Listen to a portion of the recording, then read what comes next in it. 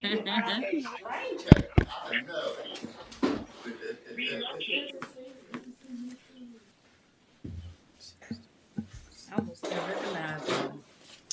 almost didn't recognize Attorney Jones.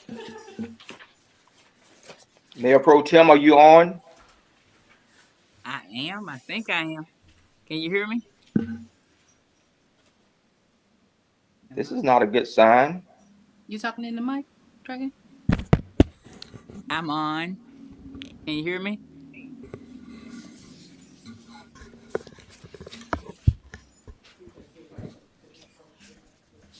Do I have to push something? I'm sorry. What was that last call, Mayor?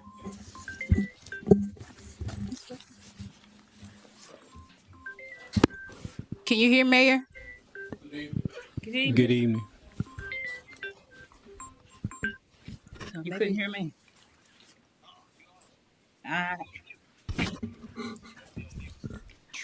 Can you hear?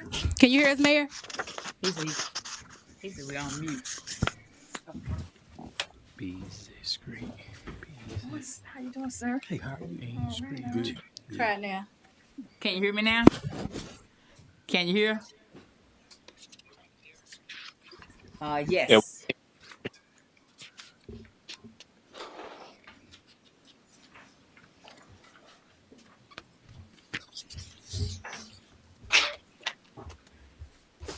Good evening, everyone. It is 7 o'clock, so the Town of Princeville Board of Commissioners meeting is now called to order on this Monday, February the 21st, 2022 at 7 o'clock p.m. We ask everyone to please mute your phones. Please mute your phones. We'll ask one of the commissioners to please lead us in a prayer. Commissioner Jones. This conference will now be recorded. Let us pray. Most gracious, all-wise, eternal God, again, we come before your presence. God, we thank you for another opportunity you've allowed us to assemble here to conduct the town of this business, the business of this town. God, we ask you to continue to give us wisdom, give us understanding, give us knowledge. And then, God, give us the heart to serve in a spirit of excellence. For God, not only are we accountable to the people of Princeville, but God, we know that one of these days we must give an account to you Yes. as to how we handle this office. We pray, oh God, you give us a spirit of unity Yes, Lord. to do what's right. Yes, God. And God, as we do what's right, we pray, oh God, we will continue to glorify you. This is our prayer in the name of the Father, and of the Son, and of the blessed Holy Ghost. In Jesus' name we pray. Amen. Amen. Thank you so much, Commissioner Jones. I'm finally able to hear you the first time around. Good news. All right. That is good news. Yes. Are there any public comments? Yes, Mayor. I have one. Okay. Okay. This public comment is from Timothy E. Suggs Jr. He said, "Thank you all for hearing my concerns, and some of you whom have read my memo to the state for personally congratulating and motivating me on making it this far to still be able to keep pushing and have an opportunity to meet the council of Princeville, a town where I felt free again, is worth the honor. From so many emotions I cannot explain, I choose not to express my greatest trials further, just to give my brain a rest. I hope you all don't mind my relapse. I am in need of emergency help with resources that are available to help me in my hardship at my 28th year. I just want to finally take a breath and take the right steps that every working hard person has to make to survive. Every day I keep pushing. I stop patting myself on the back and just accept life difficulties as normal. I feel obliged and alienated from almost all of society, not having space to call home. Help me feel free again right here at home so that I can continue to help other citizens. My best regards, Timothy E. Suggs, Jr. But I know Mr. Suggs is on right now. Mr. Suggs, please call Princeville home. Our doors are always open to you. Any other information you want to share with the board, please get with our town manager, and she will certainly be glad to share that with us. Thank you so much for joining us, and thank you for joining the town of Princeville. Okay, You see the announcements before you. There is a brochure from the Carolina Family Health Centers, and we were so impressed with them yesterday on our 137th birthday celebration, and we certainly thank them for coming and being a part of the community of Princeville. Are there any adjustments to the agenda? Mayor, yes, I would like to make one adjustment, please. Okay, To add to new business, discussion of summer outdoor activities. is there a second? Second. Okay, and that will be number 6 on the new business. Yes. Are there questions? All in favor, use the voting sign aye. Aye. Opposed, nay. Ayes have it. Thank you so much. Any other adjustments to the agenda? Yes, Mayor. Go ahead, Dr. Knight. Yes, Mayor, I have a few adjustments that I would like the board to consider. First adjustment, if you could add HMGP to number 6 of the manager's report. Is there a motion? So move. Is there a second? Second. Okay, been properly moved and second that we add HMGP as number 6 on the town manager's report. Are there questions? All in favor, use the voting sign aye. Aye. Opposed, nay. Ayes have it. Next, Mayor, I would like to ask if we could add Ward 1 vacancy under new business. That would be number 7. Is there a motion? So move. Is that second? Second. Been properly moved and second that we add Ward 1 vacancy on the new business, number 7. Are there questions? All in favor, use the voting sign aye. Aye. Opposed, nay. Ayes have it. Last but definitely not least, I would humbly ask if the board can consider adding 2 for economic development in the executive session and move personnel to 3. Is there a motion? So move. Second. And what was that? What was 2 again? Economic development. I like to hear that. Then properly moved and second that we add economic development as number 2 in the executive session and move our personnel to number 3. Are there questions? All in favor, use the voting sign aye. Aye. Opposed, nay. Ayes have it. That's it, Mayor. Thank you all for your consideration. And I would like to add one thing on the new business number 8. If we could discuss the large tree at the fire department on the museum's ground, is causing some problems when it breaks off limbs and cars are parked there and people are walking around watching the scenery. So we can add, if we're there, I receive a motion. So move. Is there a second?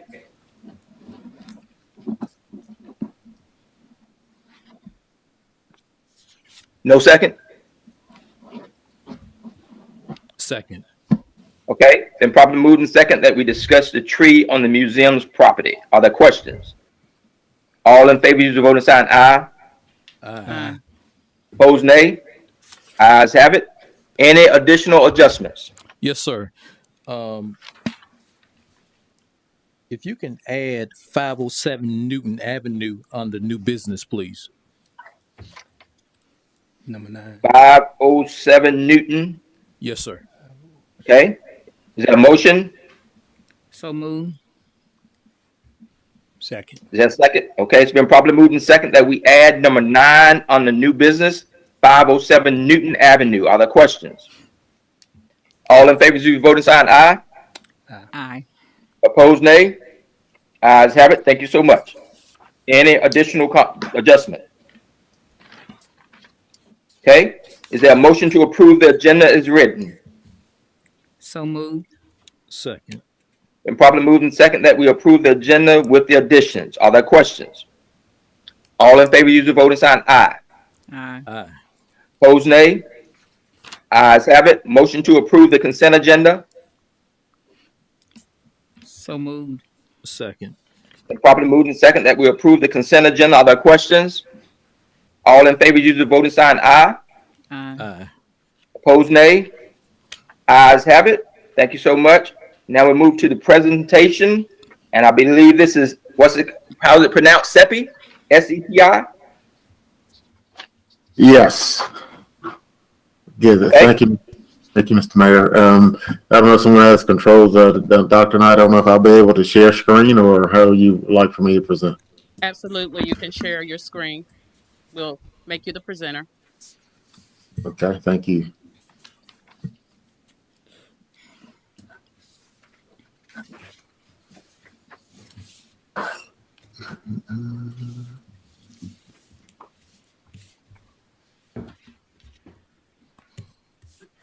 Okay.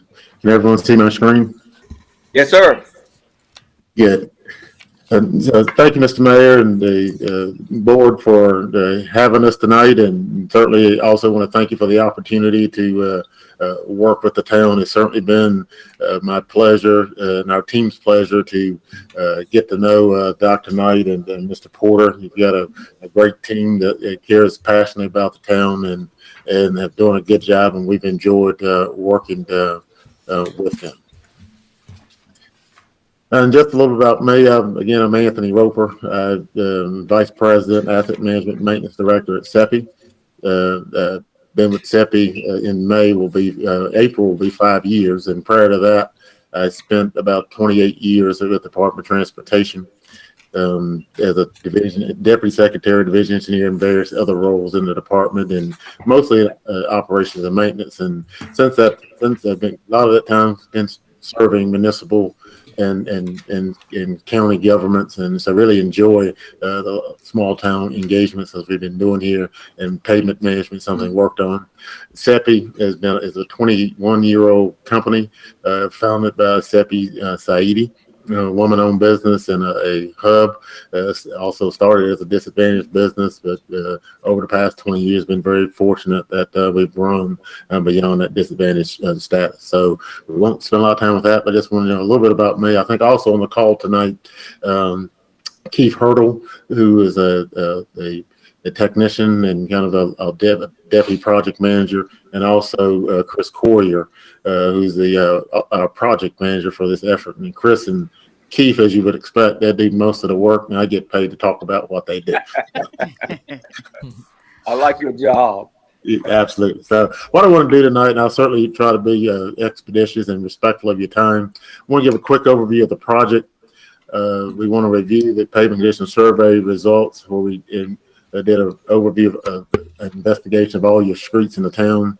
And then we want to talk about the phase 3, paving phase 3 project, street repairs, and talk about the results of our evaluation of those, the repair recommendations, and then present to you the 3 contract options, and then respond to any questions that you might have. So just the original RFQ that was released last spring or early summer really asked, there was 4 streets that were selected for repair. It was Beasley Street, Dancy Street, Strickland Street, and 3rd Street.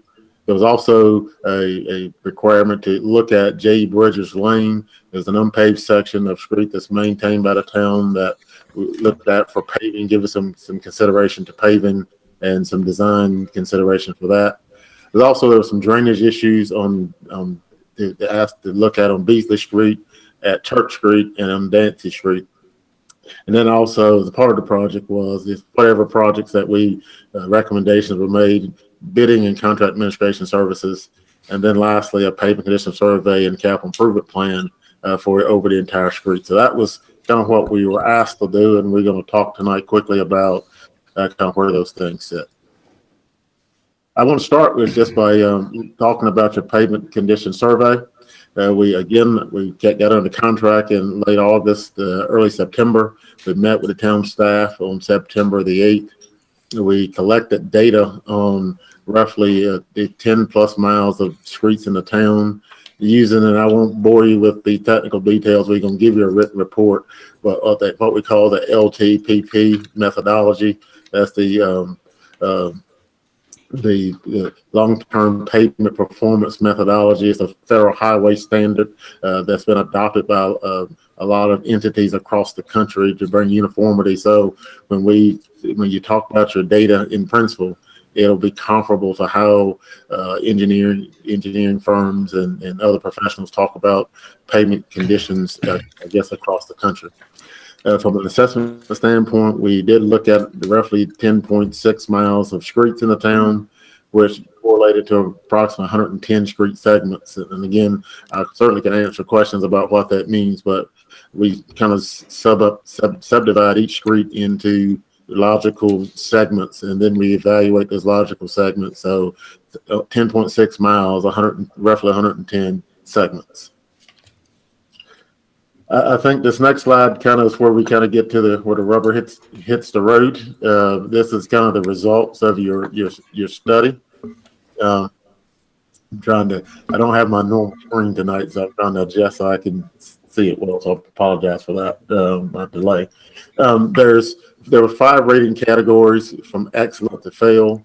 It's kind of, if you think about if you're in school, it's kind of a 10. The first 90 to 100 is excellent, 70 to 89 is good, and 69 to 45 is fair, 44 to 20 is poor, then less than 20 is fail.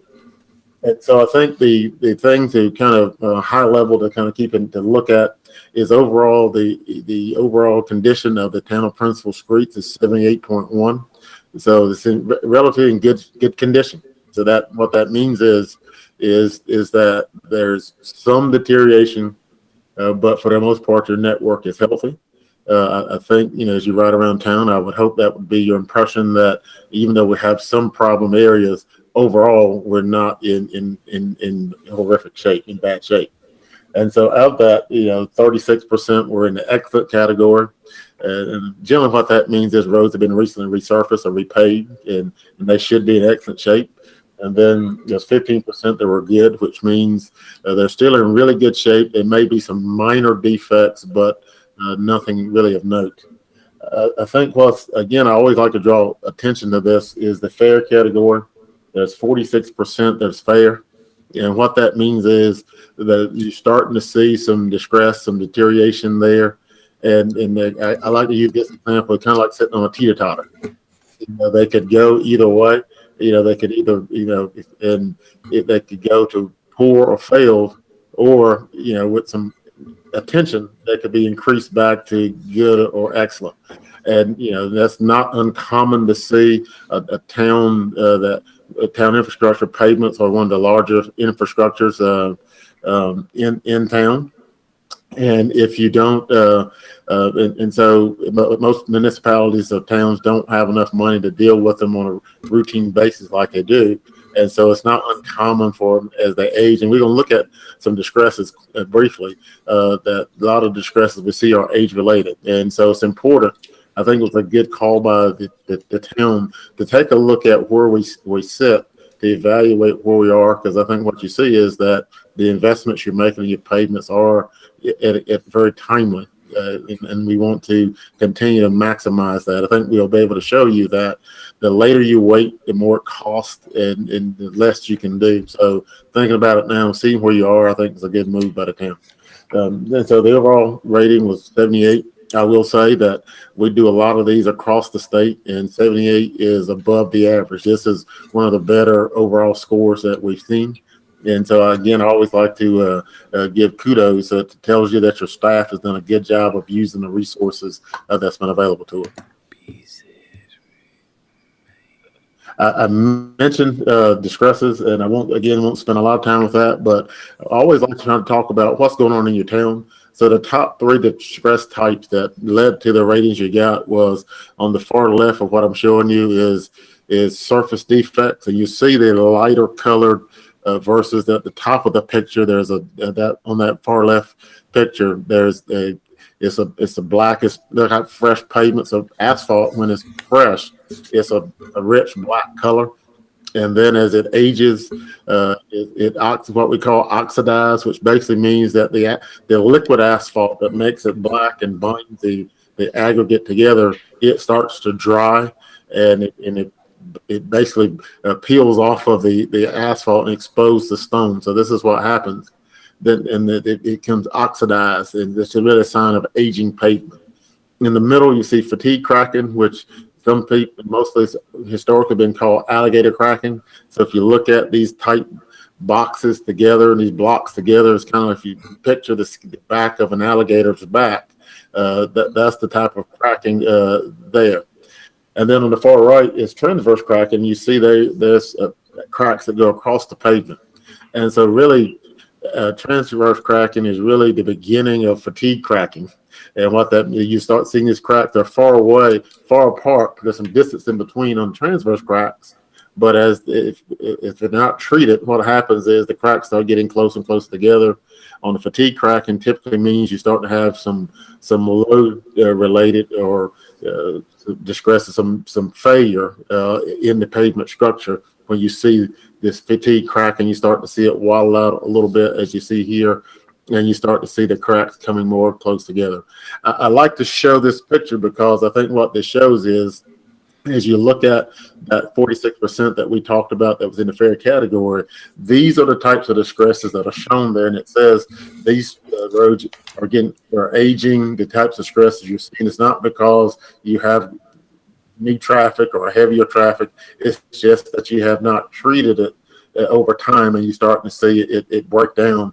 As is kind of the best analogy I have is when you paint your house. If you buy the house new, it's fresh paint, and if you don't paint it every few years, that paint starts to crack, and ultimately what happens is the wood gets wet and it starts to rot and deteriorate, and next thing you know, those repairs are much more costly. So I think this is why we like to show these pictures, to show you what's going on. So what does that mean? This next slide is okay. Here are what we like to do is propose what are the different types of maintenance and repair activities that you can do. Our standard menu would be crack sealing, surface patching, full depth patching, what we call preservation, and then you get into your minor rehabs, which would be overlays. This is where your resurfacing would come in, or major rehabs, which would be your milling, your full depth reclamation, those very costly, heavy repairs. And so looking at our tool that we put all the data in, we're recommending what it boils down to, roughly $1.49 million. If you had all money that was available to you, Mr. Mayor, if you were king for a day and you had a blank check, then for 1.5 million, you could make all these repairs in the town of Princeville. And we like to give you that. We like to call this your maintenance and repair backlog. My sense is that we probably don't have 1.5 million for street repair sitting in the bank, but it's good to know kind of where you are and what you need. And I think the other thing it does, it heightens your awareness to what we need to do, and that we need to do this work. Otherwise, things can get away from us. So again, we've talked to Dr. Knight and Mr. Porter about the details about these, and so I won't get into much more detail about this. At the end of our project, we are going to develop a capital plan that would say, based on the funds that you are getting, how would you prioritize these repairs going forward? So this is kind of results of the pavement condition survey, and we'll move forward from there. So the RFQ asked us specifically, we did the pavement survey and produced a capital plan to kind of give you an overarching view of your town and the streets. The RFQ specifically asked to make evaluations and recommendations on 4 street segments in the town, and we did look at those as a part of the pavement survey, but we took a much more granular, on the ground look to devise projects that we could let the contract. And so the first one was Beasley Street, and it's from Main Street to Neville Street. And just for your information, paving condition rating for that range from 65.9 to 82.1, which is fairly good. And so what we're recommending for that section would be a minor rehab and patching. When we say minor rehab, and Chris, you and Keith, correct me if I'm wrong. We're looking at doing some patching. I think there were some utility cuts and different things on there that we want to make sure we get those corrected before we pave over them, because you don't want to make a pave over something that's already failing, and because it'll come back through that asphalt. So we're going to make some repairs, correct those failed patches there, and mill that section out. So it's a cover yard section, so we're going to mill existing asphalt 2 inches and repave with the same. We're going to, one of the things that we saw throughout the town was, and it's a term we talk about, we're going to establish the crown in the road. So pavements are designed to have some crown, or basically it's higher in the middle than it is on the edges. And a lot of the sections we saw were flat. And what that means is when it's flat like that, is they hold water. So we want to reestablish some crown, some profile in the road to help with that. We saw also that is interesting that the mayor talked about a large tree. Large trees and their root systems cause problems for roads because they grow under the pavements, and those roots cause the pavement to buckle up. So we did see some root intrusion, and that we'll eliminate. And then also we'll clean out some pipe and drainage structures to try to improve the drainage flow there. Dancy Street, I think much the same. It's the one that had a pavement condition rating of 50.2 to 66.3, so it was a little worse condition than Beasley overall. And so our recommendation for that, again, is similar, is a patching and minor rehab. It's a curb and gutter section, so we'll mill and repave. We'll correct some utility issues. Again, it's similar to Beasley. We'll make sure that we repair any, we'll work with Mr. Porter to make sure that any of the utilities, make sure there's none leaking, and repair those patched areas before. Then also clean out the pipe and drainage structures there as well. And just to give you some visual, this picture on the left is root intrusion. I think now this is certainly on Beasley Street. This is certainly an exaggerated case, but I think this is what happens when those trees are allowed, those root systems are allowed to grow under the pavements. They create quite an issue in terms of pavement failures. And there were some significant ones there on Beasley and some other streets as well. And we've been working with Mr. Porter. We identified those that are that we would either deal with on the contract or under the contract or separate contract to have those trees removed and those roots dealt with. Because again, the last thing you want to do is go out and spend significant dollars to repair the pavements and then leave those roots in place, and they come back and in just a little time buckle up the pavement again. The other thing you'll see on some of the street segments is broken curb or sidewalk. And so the projects that as part of our evaluation, we are recommending that those areas, if you have budget for it, that you address those. Again, we like to be able to repair these roads, so when we walk away from them, they'll be almost like completely brand new street sections. Another significant issue that I'm sure, in addition to having poor road quality, but just quality of life and access, and was water. During some rain events, and don't necessarily have to be significant rain events, there is some flooding on Beasley Street. These were some pictures that we took back in the summer.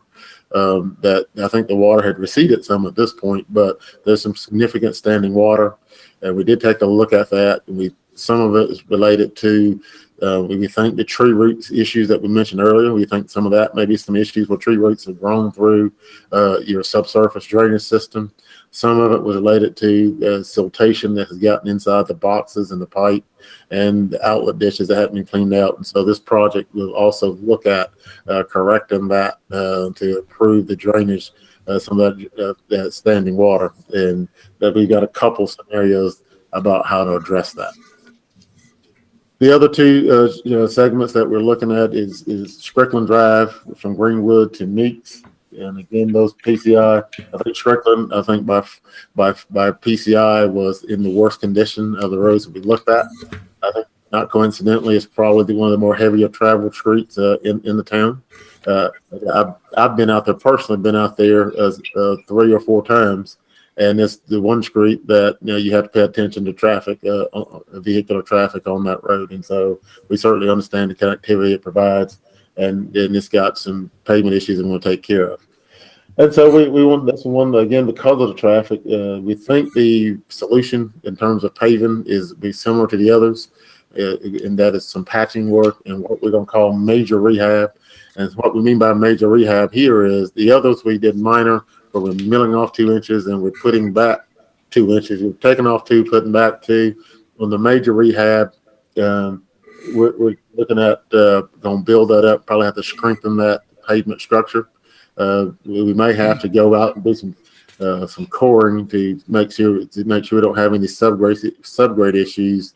But we think we can fix this one with a major rehab, which would be at minimum a intermediate course with an overlay over top of that. And assuming we don't find any significant subgrade failures that would require full reconstruction of that road, we think that's kind of where we are. And the last street would be 3rd Street from Greenwood to Otis Avenue. Again, PCI range 51.1 to 67.4. And again, another patching and minor rehab that we would use, and again, establish some crown. So those are kind of some of the things that we saw on those 4 specific streets. I think some key points we'll mention here is that I'll say that the principal staff made valid selections for rehabilitating streets. In other words, if you look at the pavement conditions ratings for the overall, the streets they picked, I think the ratings validate that. A lot of times citizens may think my road is worse than that road. And so I think it's good to have an independent set of eyes that came in that didn't have an agenda. And I think what the streets that we came to was right, they were right on point. So the PCI selection confirmed that. As I mentioned, the section shows them with some of the lowest rated in survey, and also lowest rated plus, so if you're prioritizing or ranking, lowest rating plus some with significant traffic or other issues. So we think we had good selections there. As I mentioned, most of the streets can be considered that were selected were minor collectors, so they handle the traffic that's moving through the town, and we think that's always good. One that was just outside of that, but I'm sure it's not foreign to this group, is that Church Street is another street that is in poor shape. And so, either next on your list after this group, or if you got additional funds, we would certainly recommend that Church Street be one that you'll take a look at as well. So having that, so now what do we do about it? What are the contract options? I think there's 3 scenarios we want to talk about. Scenario 1, and I think the best way to think about this is our base recommendation. We think this is the minimum that needs to be done to address what was in the RFP that came out. This base recommendation addresses that. And the cost for that, this scenario is $675,000. And in this scenario, those street repairs that I've mentioned to Strickland, to the 3rd Street, Dancy, and Beasley, this implements those. In addition to that, it also paves the J. Bridges Lane, that 300-foot plus or minus unpaved section. It brings it to a paved section. You've kind of done the survey on that and got a typical section that would pave that in a acceptable manner. This project also, there's areas that had broken sidewalk and broken valley gutter. So this project will repair those. We mentioned the tree root intrusion. This project would improve that. I think this next item, I think, is the one that I really want you to focus in on, pay some attention to, strict attention to. This project is drainage improvements via repair, replacing, and clean out of existing pipes, catch basins, and drop-ins. So basically what this one does, it goes in and reestablishes what's there currently. So if it's an 18-inch pipe currently on the ground, we replace it where it's needed with an 18-inch pipe. We would try to clean out all the pipes network that is not functioning. We would try to either flush it out or clean it out in some way, clear out all the catch basins and drop inlets. So what this option does, it restores functionality of existing systems. But I think this is the key point. It does not eliminate the standing water during significant rain events. It only ensures that there's no obstructions to that. So, and then we did not perform a hydraulic analysis related to capacity. So again, we don't know whether that system is under this plan. We don't know whether the system is adequately designed or not, whether or not you need larger pipe systems or not, whether or not you need to adjust the grade or not. It simply reestablishes the system as we found it. And we think, again, I think what we saw was the water eventually drains out. And so you do have some nuisance flooding. But you also, when it's significant enough rain, you have enough water standing on the road, it does hinder fire and rescue response and other things in that area. So that is something to consider. Even under these improvements that we're making, it doesn't eliminate that. The second, which we were calling an optimized recommendation, this scenario is a $970,000 cost. And so basically it would be all of what you saw in option one from the street repair perspective, including J. Bridgers Lane. And then the tree removal, the sidewalk and gutter and curb repair, all of that would be included in that. But this is what the enhancement would be, or the optimized part would be, was additional hydraulic analysis, survey, and design would be performed on Beasley Street from Church Street to Main Street to try to really determine what's causing the standing water. And so we'd evaluate capacity of the drainage structure. We'd look at the horizontal and vertical alignment to make adjustments as needed. I.e., if we needed to raise the elevation of the intersection of Beasley and Church so that the water and adjust the curb line such that the water would drain back towards 33 where it's trying to go, we would make those adjustments. And we've accounted for what we anticipate those costs to be in this $970,000 number. We believe this study would eliminate the standing water through either increasing the hydraulic capacity of the pipes on the ground or by giving storage capacity. So in other words, what I'm saying by that is either increase the size of the pipe such that it drains out the water, or at least stores it on the ground so it's not stored in the street. Currently it's stored above ground in people's yards in the intersection.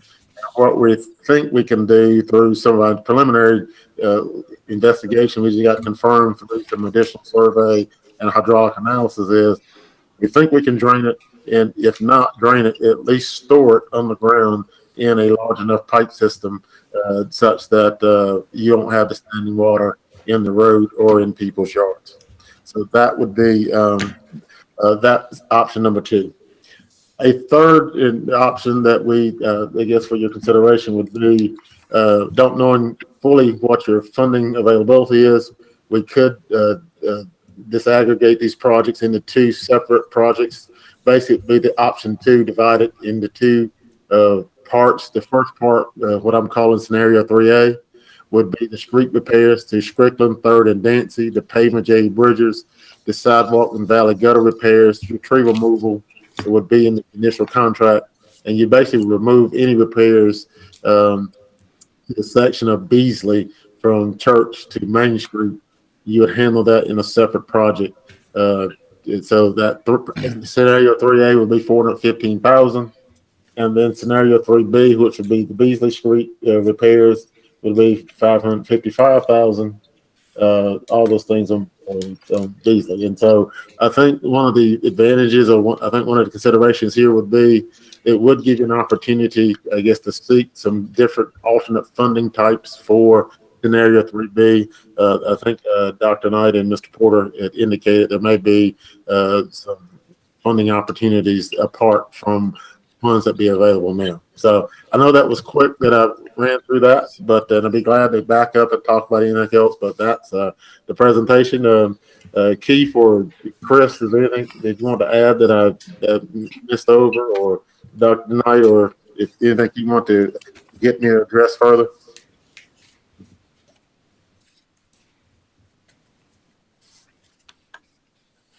No, Seppi. Mr. Roper, I think that was a very good presentation. I'll yield to the mayor and the Board of Commissioners if they may have clarifying questions. Thank you so very much, Mr. Roper. Very good presentation. Very much needed for the town of Princeville, but I'll open the floor for the board members if you have any questions. Good evening, Mr. Roper. This is Commissioner Murray with a question or concern. Yeah. Yeah, page 5, number 2. When you spoke about the J.E. Bridges Lane, you also spoke about the driveway, the design. And I noticed on one of our agenda papers that it indicated something about the driveway, and you used the word design. What are we specifically talking about there? The drive on J. Bridges Lane? Yes, sir, that's correct. The unpaved portion, make sure we're talking about the same thing. When I say design, the road, it's unpaved. And so what we did was kind of come up with a typical section for, and Keith, you or Chris may have helped with this. We wanted to go in and make sure that it would drain properly.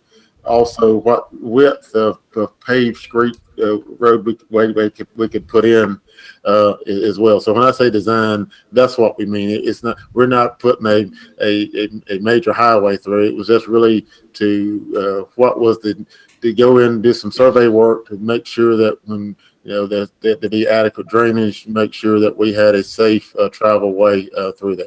Is that? Yes, thank you. Now, page 15, where we're talking about Strickland Drive, I did somewhat have knowledge of the fact that we was talking about paving up there near the mailbox. Now, we're talking about patching that whole area, or they're just certain areas, section you're saying on Strickland Drive? Because recently we just had that paved. Yeah. It's okay. A couple things. First, let me address the mailbox. What we saw at the mailbox, and one of the things that Mr. Porter and others pointed out to us, is a lot of people pull off to get their mail. And well, I say pull off, they can only get partially off the road, and then sometimes they go in the opposite direction of travel to get their mail. So what we were asked to do was to add a pull off, so people could pull their vehicles completely off the pavement to get out to check their mail. So that was a safety consideration that we have designed and added that feature to the road. As it relates to patching, we'll certainly patch the failed areas on the road, but the project would resurface or repave the entire length of Strickland. So if I weren't clear about that, I apologize. But so the patching is just to patch the failed areas. You'll see it, and then come back and overlay the entire roadway. Okay. Thank you so much, Mr. Roper, for your time. Thank you for sharing. Great question. I did Other board members? Yes, I did have one question that was just need clarity on, I guess. When we were talking about scenario 2, optimized recommendation. Yes. And you were saying drain the water out to go either underground or if not, then where would it go to? Yes. See, currently it goes out, and I think there is an outlet off of Church Street that it goes out, and then I think some of the rest of it is designed to go back out towards Main Street. And right now, those drop inlets and pipe systems are either clogged with debris, or we think there's a root system from the trees have grown through it and blocked it. So that's why I think you see that over time the water gradually drains out. So on the scenario 2, what we would look at doing would be to do some further study to go in and see if we need to enlarge the pipe underground that would and raise the elevation of the intersection at Beasley and Church that would drain the water more effectively back towards Main Street to where I think most of us heading anyway. And it would eliminate, it would take out the root systems that are growing through the pipe. It would also clean out, replace all that pipe that's filled with debris, and then hopefully have something that would be fully functional. Does that make sense? Yes. And I guess one other question I have about the hydraulic capacity. Mm-hmm. You said to increase the hydraulic capacity, that's what will drain the waters Yes. more effectively. Yeah. So if you could visualize, if you have a straw, or if you have a 10-inch hole, then what the hydraulic analysis would help us decide or determine is that 10-inch hole pipe system, is that wide and big enough, or should it be 18 inches? Should it be two 18-inch pipe laid side by side? So when we say how it kind of determines is the system today, does it meet the current design standards? So and I don't have to say this in principle, that the storms and different things today are much more severe than what they've been in the past. And so some of the design criteria that we're using today, I think is up to date, updated compared to what we were doing years ago. So the analysis may warrant, even though those pipe that's there today may be adequate based on the design when it was installed years ago, it may not meet current design standards. So we want to go, what we're recommending is that we take a look at it to see if we need to increase the capacity to meet new current design standard and to handle the drainage that comes through that intersection. Okay, thank you. Mr. Roper, Commissioner Meyer again have another question in reference to that. Are we referring to Beasley Street again based on her question? Yes. Yes, Beasley. Yeah, I think that was where we had the significant. There were some other drainage issues on like Dancy, but we think once we clean out the pipes and replace the pipes there on that and Dancy, that we don't see the same issue there as we see on Beasley, particularly at this intersection with Church Street. Yeah, and I was referring to this due to the fact I know Wooten had recently reinstalled new piping on Beasley Street, so I was basically saying that because I didn't want to basically see a duplication of work unless it's absolutely needed. And I think, if not mistaken, they went with a larger piping than what we had. Might want to get with Mr. Porter on the design. He should have all the paperwork on that if that's the case. Okay, and we certainly will do that to make sure that. But I think on the section that we're talking about, I don't think there've been any improvement since we've been out there working. But we'll certainly look into that. Okay, thank you. Speaking of duplication of work, Dr. Knight, what exactly did Barnhill do? I see some streets on here that they paved. Did they not meet the expectation of their scope of work that they were paid for? They actually did, and if my memory serves me correctly, this is a Beasley and Maine that they did the underpiping and the road repair for. So they're referring to more near Macedonian Church, where they didn't go to that extent with their scope of work. I'll yield to Mr. Porter if I said that incorrectly. What about Strickland?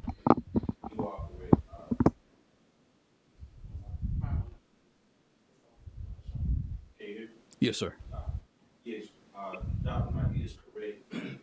We can't hear you over here, Mr. Porter. If you could get to another mic, please. Your mic not on.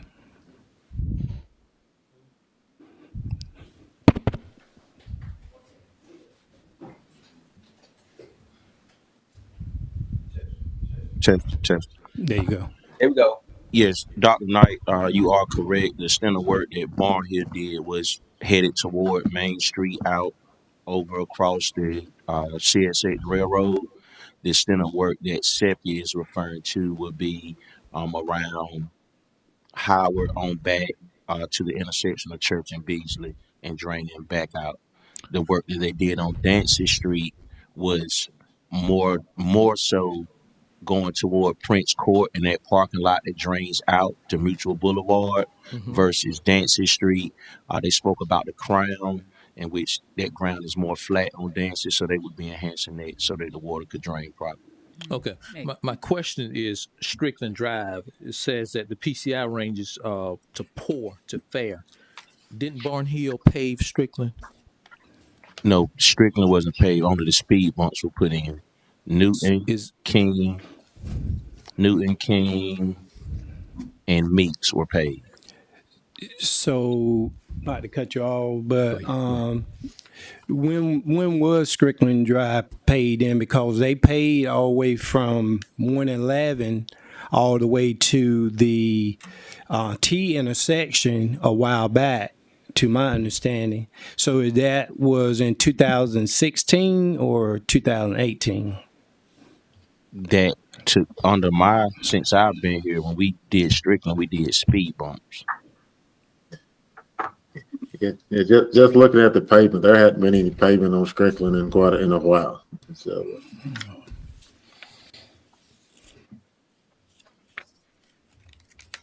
Other questions? I thought we did. We might need to look at that piece altogether, because right after we had that paid, I made a comment, and based on that recommendation about why didn't they go ahead and pay up to the mailbox. Do you recall me asking you that question? That was on Meeks Drive where they paid up to the mailboxes, not Strickland. Well, I wasn't referring to that one. You remember when I first came in and I asked you pertaining to the fact that since we did not pay there, that we went back and put gravel there to build it up so they wouldn't drive into the sinkhole, and when they paid it. Is there any way we can go back and pull up the minutes on that so that we can be certain? Because I could have sworn that would pay it. Now, I might be wrong, but I just want to kind of, make sure. So we can double check. I'm sorry, Mayor. Go ahead, Mayor. Manager. Commissioner Mark, Mr. Porter is correct. When Meeks was paid, you did bring to our attention that the space near the mailbox had not adequately been addressed during that service provided by Barnhill, and that if we move forward with Strickland, please remember the mailboxes at the intersection of Strickland and Greenwood Boulevard. And I hear what you're saying. We could pull some minutes, but keep in mind that we've had a difficult time securing minutes during that period of time. But what Seppi is saying to us today is that based upon their recent observation, this street still requires maintenance and work to be done to it. So whenever it was done, it's still in need of some service and some rehab now. I understand the part about the rehab, but it still reflects back to the question that Commissioner Jones pretty much had a question about as well. I just wanted to be sure. I didn't want us to, spend additional money for an area that could be paid somewhere else. But nevertheless, I think that if we could go back and pour some minutes, because I'm thinking that it had been done in the past 2 years. And I would try to go back and look at my minutes as well. Thank you. Valid points. And if you're correct and it's been done in the last 2 years, then I'm sure there's some type of documentation. I'm sure there's some type of warranty. I hope that we can call Barnhill back and redo it if they did not do a appropriate job. Particularly on Newton, it's a problem over there. Newton? Yes, sir. And that was paved when? Probably less than a year ago, 20, Wow, we got 2021. issues already. 2021. Yes, Mm-hmm. it's an Did they issue. put that into Newton? So What when you say issues, Commissioner, what are you referring to? Um, I asked to have it put on the new Okay, business, well, but let me go and address your question. Uh, the street when it was paved, it's raised, elevated, so there's a drop off. People get into their yards. So major complaints. I received 3 calls, and the last call I went by the residents, and it's a problem. that's the same issue on Neville Mhm, that we experienced, and Mr. Porter actually went back out with Barn Hill mhm. to share those disturbed areas. so in those areas, Commissioner, those are citizens who don't have an actual driveway. You may notice that if you continue down Newton, anyone that has a driveway that ties into the actual pavement, it's not a drop off. So anyone that doesn't have a driveway with any type of cement or curbing to uh, connect to that asphalt is where that drop off comes at. So in that sense, uh, and I'm just going off of my experience with Barn Hill, the yard would either need to be raised as far as the leveling of that yard, or either that asphalt would be uneven because you would have a lower amount of asphalt at this property and you go up the street and you would raise it because they have a cement driveway. I understand. Yeah, because we brought that issue up on Neville, as Dr. Knight said, right there, Neville and Otis. Otis. And I think Mr. Porter then went out there and did something to it because Barn Hill said that was not a part of their responsibilities, correct? Yes, sir. Okay. Cool. Commissioner Jones, how many residents that you have noticed within that area that may need that service I've had 4 to call. for? Yes, sir. Well, just recommendation is maybe we can get just public work guys to just put a little sand, dirt, rocks, or gravel there to satisfy the condition. So then we Okay, need to, let's do something. Let's ask Seppi any questions for them so they won't have to stay here and listen to us all night. So any additional questions for Seppi?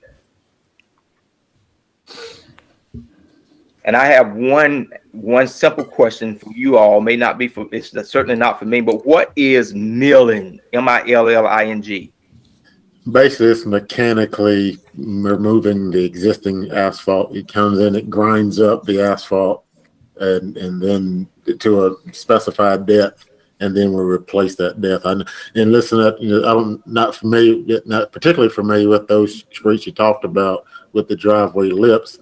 And Mr. Port, I don't know whether curb and gutter or just open ditch sections, but one of the reasons you mill in curb and gutter sections and put back the same depth is so you don't have those lips and those issues there. So again, I don't know these sound like these might be open, not curb and gutter sections, but those are things you probably should take a look at as you're designing, as you're planning what you're doing. Thank you so much, Mr. Roper and Seppi. Any other questions before we allow them to leave us? Thank you, sir. Thank you so much for having us, and Ms. Porter, Dr. Knight will be in touch. thank you very much. Thank you. Thank you.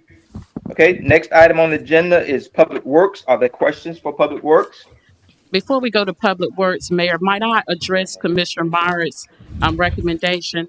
Because Sure. that's something that we may need to consider moving forward in the next scope of work.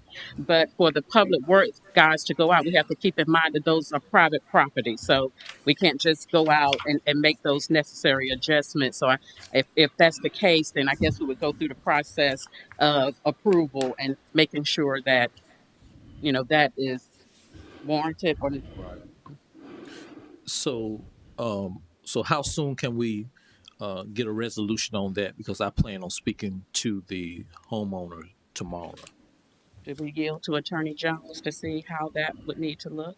Yes, yes.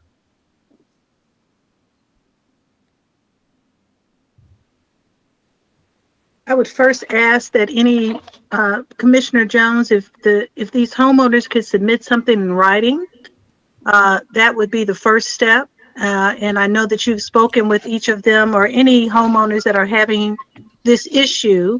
If they could submit something in writing detailing what the issues are, I think that at least gives us first some idea and some leverage of what the concerns are.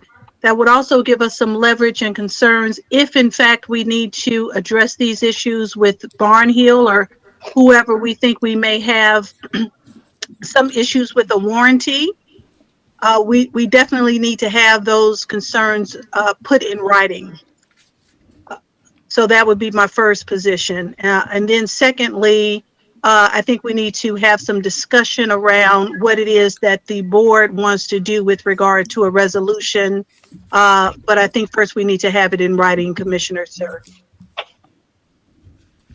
Okay, thank you. Okay. Anything further before we move forward? Yes, I'm going to ask if the town clerk will be sure to indicate in the minutes that 507 Newton Avenue was mentioned, and also what we agreed to do per the advice of the town's attorney. Okay. Okay, next item, Public Works, questions?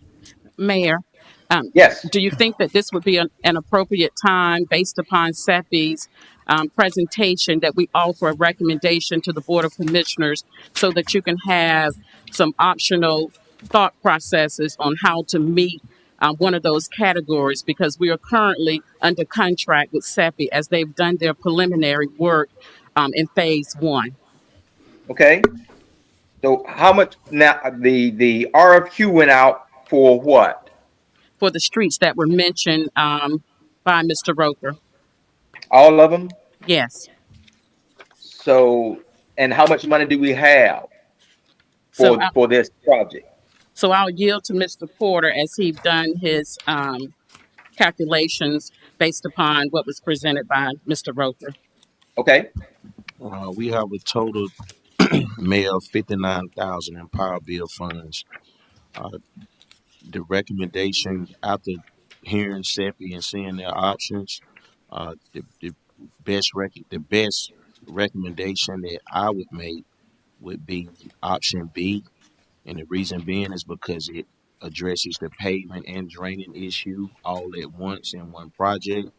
But to answer your question, if we have $59,000 in power bill funds, which if we were to go with option B, we would need a total of $900,016. I'm sorry, option B. Where is option B again? That's where they listed as scenario B. I'm sorry. Oh, is it scenario 3? Scenario 3B cost? Scenario 2, and it was option B that in the documents that were in your packets. Okay. Let me just look at this right quick. Okay, I'm looking at a different form.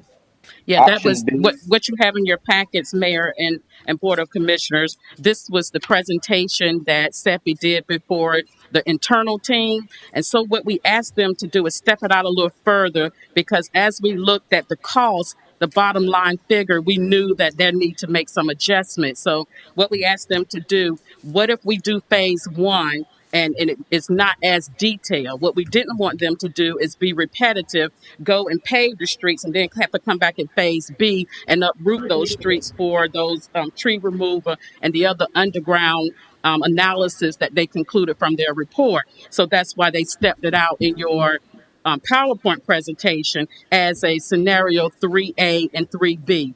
And so with that said, also keep in mind that even though Andrew is no longer with us through the upper Coastal Plains, we do have Tyrants who is filling in his stead, and mentioned to us that there could be some funds for infrastructure coming up in the summer if the board decides to reserve 3B if you went with scenario 3A from the presentation.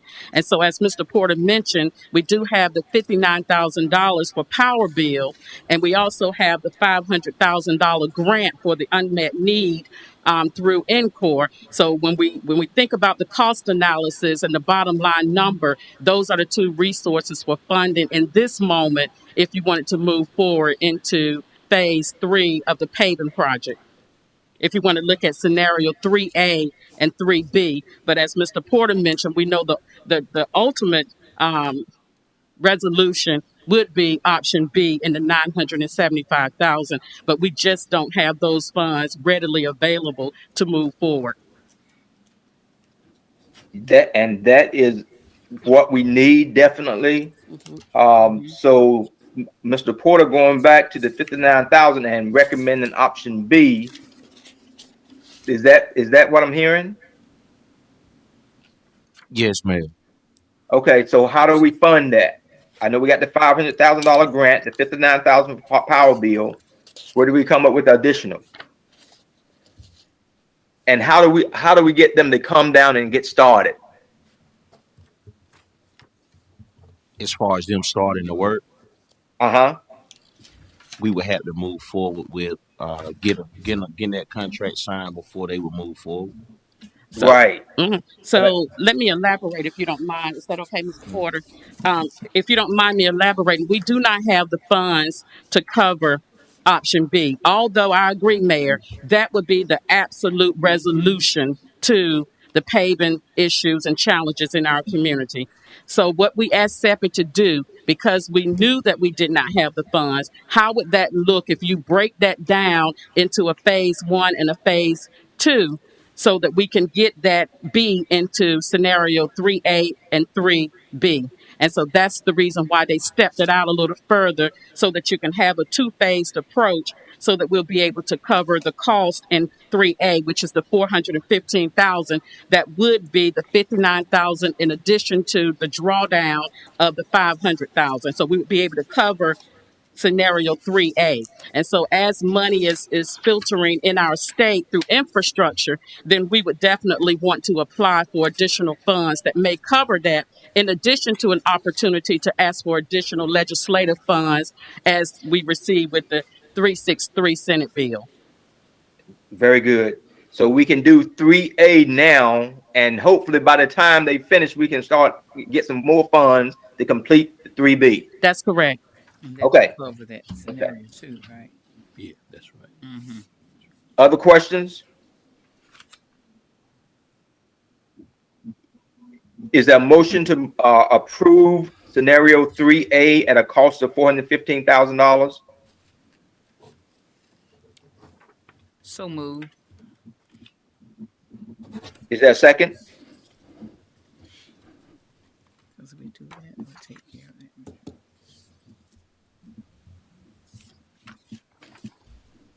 There's no second?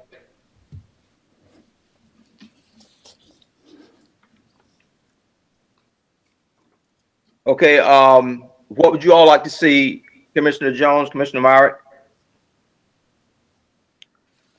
Give me just a second, Mayor. Okay, all right.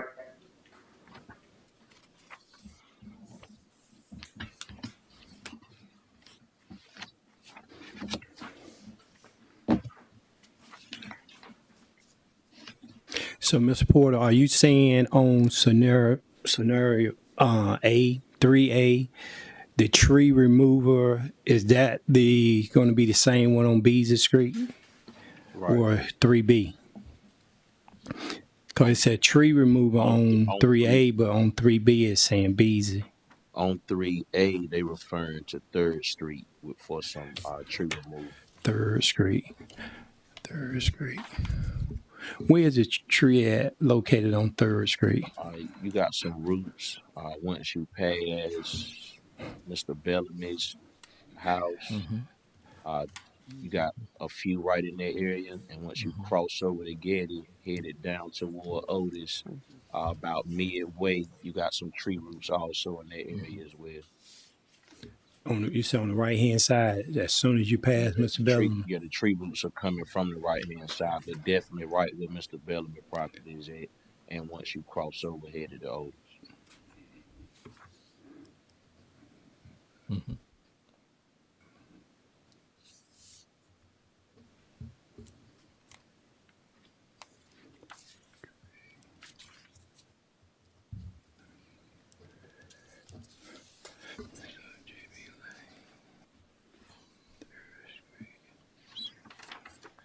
So on the repair for Strickland on 3A, we're still referring the patchwork and the area for the mailbox, correct?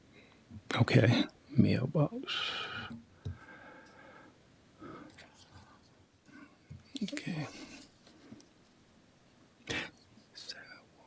So we're going to do the sidewalks, Valley and Gullah repair. Is that going to be on 3rd or Dancy?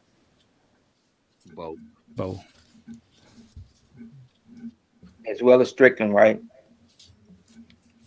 Well, Strickland doesn't have any sidewalk, so okay. Your sidewalk, all right. Your gutter would only be on those streets that has curbing, like Dancy and 3rd. Those are the only streets that have the gutter. Okay, thank you. Project. Gotcha. So in going with scenario A initially, 3A, and then later the 3B, that would encompass everything from scenario 2. Yes. He said scenario 2 is divided into 2, right. 3A and 3B.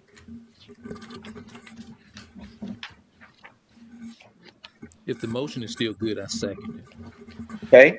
Been properly moved and second that we approve scenario 3. Excuse me for a minute, Mayor. Just for Robert Rules of Order, the motion was dropped. If we could redo that motion and then get a second, that would be good. If you don't mind. Is there a motion? So moved. Second. Been properly moved and second that we approve scenario 3A at a cost of $415,000. Are there questions? All in favor, use the voting sign aye. Aye. Opposed, nay. Ayes have it. Thank you so much. All right. In the town looking good. That's right. Okay. Public Works. Any questions on Public Works? I have a few. Okay. Also, statement along with that. Across from Mr. Johnson store on the corner, that particular area, Mr. Porter, I see where you have stated that all canals have been cleaned, debris have been removed. However, we got a lot of water build up there, even though we haven't had a significant amount of rain. Is this still where the beaver is causing this overflow? Talking about right behind the guardrail, right? Yes, sir. Yeah, that's the area that's leading where the beaver dams are. Yes, sir. Okay. And I know we had, what's the name of that? Them guys that came out one time to try to control that. Is there any way we could reach out to them again and see if there anything they can do? Well, the county actually assisted us with removing those beaver dams that were at Floodgate off of Main Street. Yes, sir. And that was they were able to actually get to that with the equipment that they had at the time. Do you know any particular spot where any are besides the area that you see that built up water across from the guardrail? No more than that. And I know over the past, even though the railroad track where they came and did the rework, I noticed that there was a little water behind Mr. Johnson store, but I think that have receded quite a bit. But other than that, that particular side is the most crucial side. And also the lights there are no lights. Both of those lights is out. The one on the corner and the one down about midway. It's very, very dark there when you go across the bridge. We might need to get edge cone to start looking at the lighting that we need to mark, because this is my concern. We pay every month for the cost of the lighting, so I feel that it should be obligated that they should come and at least make sure all the lighting is working, because we're going to be charged regardless. And I didn't go in the Southern Terrace area. Maybe Commissioner Jones may have recognized some lights out there. And also a citizen at 703 Getty Avenue, been waiting for a while for a trash can. The waste industry guys, the wheel come off. Let me see. We have a work order put in for that, Commissioner. Yes, Waste sir. industries are out of new bins right now. We're on their list for when the order comes in. We'll be delivered a new set of cans, but we do have a running list of citizens who called and need a replacement can. Okay. Excuse me for a minute, Mr. Commissioner Meyer. Is it okay, Mr. Porter, if you can notify that list of citizens and give them the status so that they can be prepared for when they might arrive? So what about all those trash can be at Public Works? Do we just need to send all those back to someone so we can clear our area? Because it's no need for us to have them if we can't utilize those. Those are recycle bins that you see at the Public All Works. those recycle Right, bins. those are all Okay. recycled, not trash cans. Okay. All trash cans have had a lime green top. All of our older trash cans, we Okay. don't have any of those at the Public Works shop. Oh, good knowledge. Thank you. Private land. I noticed that we've been doing a lot of cleaning, which look good in the community, but I was kind of concerned about the one on 111. Is that a private owned or that belongs to us? Right there on 111, right beside the double wide before you get to Rogers Groceries on the right hand side. No, that's a citizen that was on that was part of the vegetation. Oh, okay, it looked good. And I see that you made another note about the roundabout. Is that something that you were going to discuss, or just something that was just added? No, so I wanted to discuss. The mayor also had a question in an email of what would be the cost savings monthly between solar and electrical. So, of course, with the solar, we wouldn't have any monthly fee. We would pay that one flat out rate of the numbers that I gave you in your packet. To add those lights monthly, we would pay about $100 for each of those lights. Granted that no more lights would be needed. Right now, they're looking at about 5. Once they go out and see, there may be more lights needed, but right now it will cost about $100 extra per month for those lights, and around $20,000 to have them installed. Yeah, I noticed the ones coming off 64. When you get up there by the stoplight, they make a left going to Walmart, and I noticed that they have like maybe 4 or 5 on that one pole that covers and project out and give quite a bit of lighting there as well. And I couldn't recall whether it had a solar panel attached to that particular one. I'm not sure. Yeah.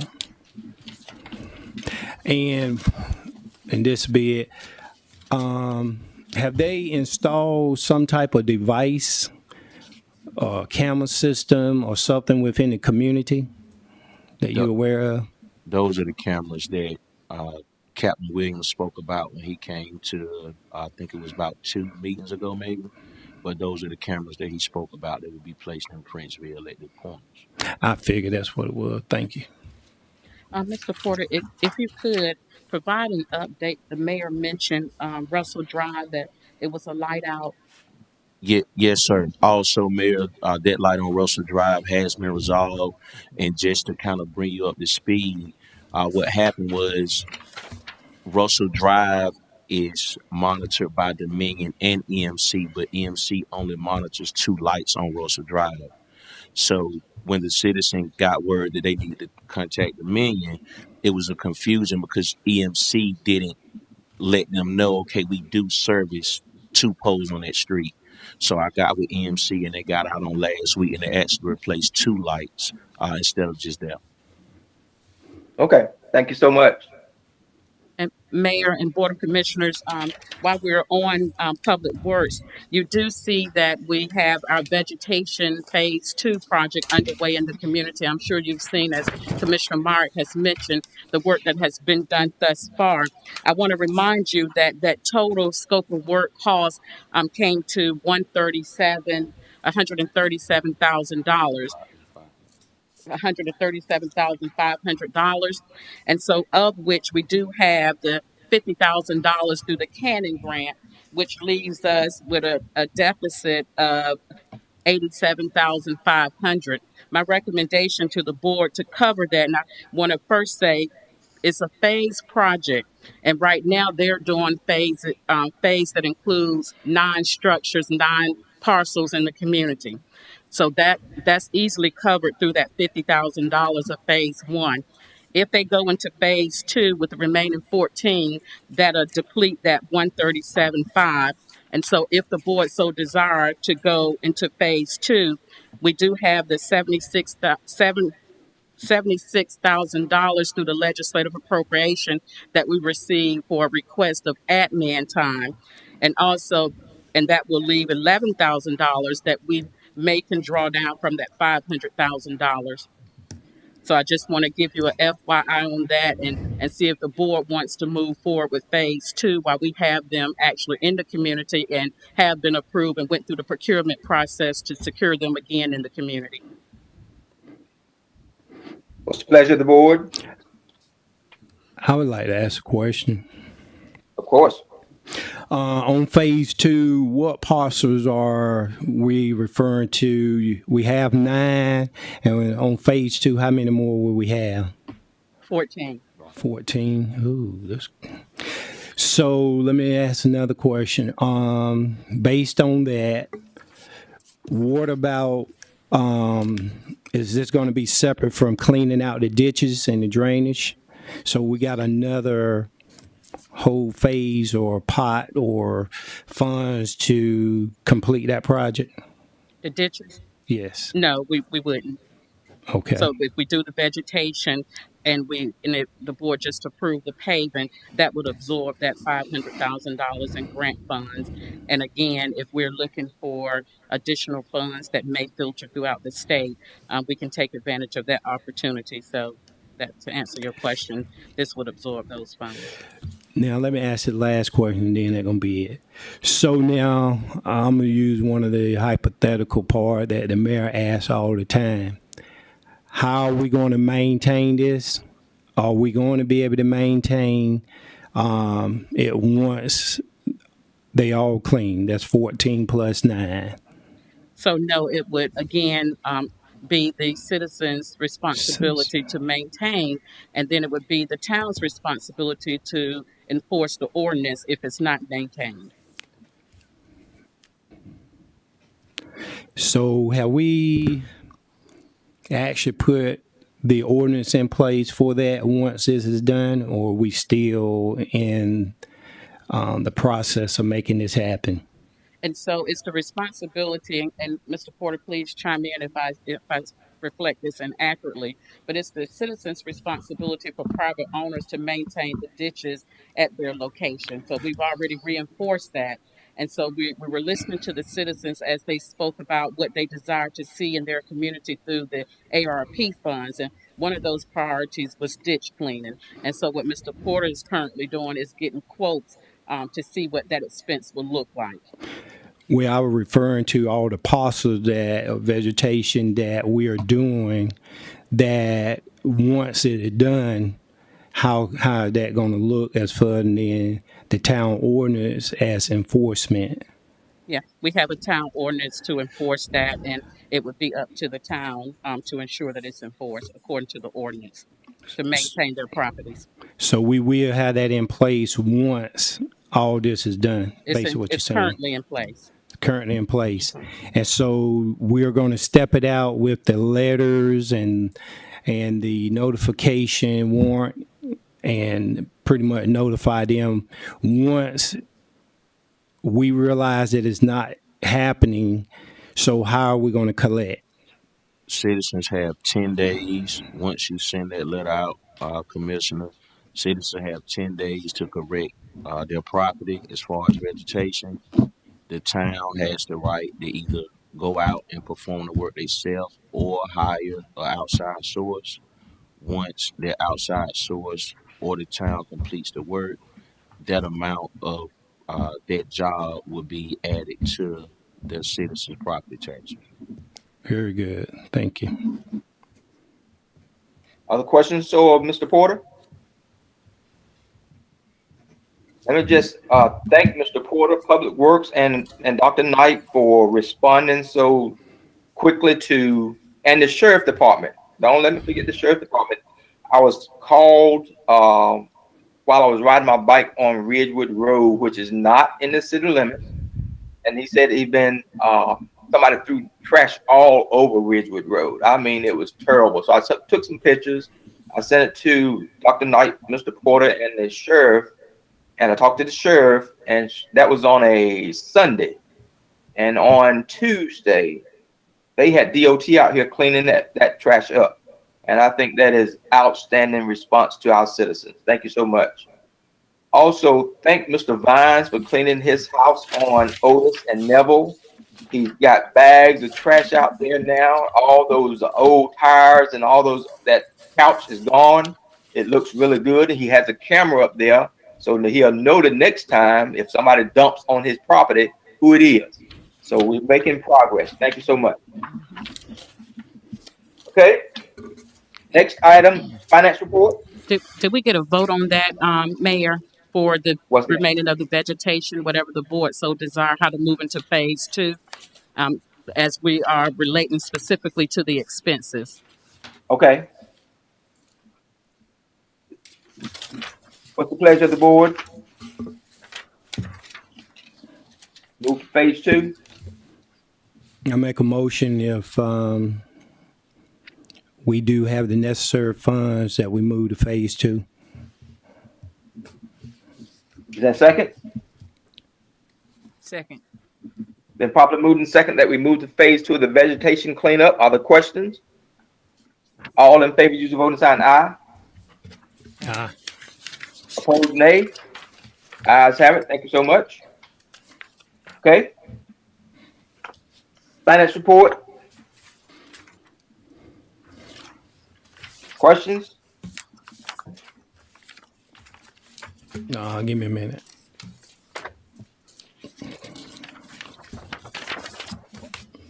Look at my notes. Go with that.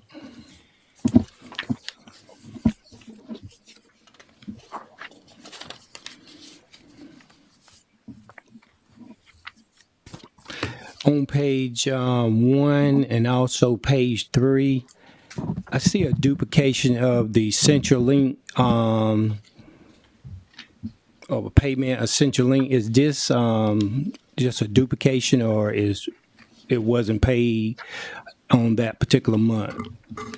Are we referring to the check detail? Yes. Yeah. That'll be 2396 and 2411. Page 1 and page 3.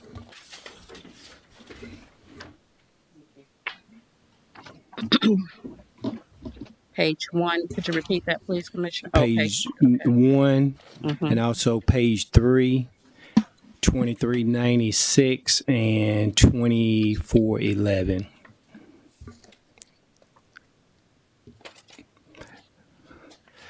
It appears that these are separate invoices. My thought would be that these are two different bills that needed to be paid. And if they are two bills, maybe from December and January, I would have to follow up with Ms. Alice to trust but verify that to be the case. Okay. And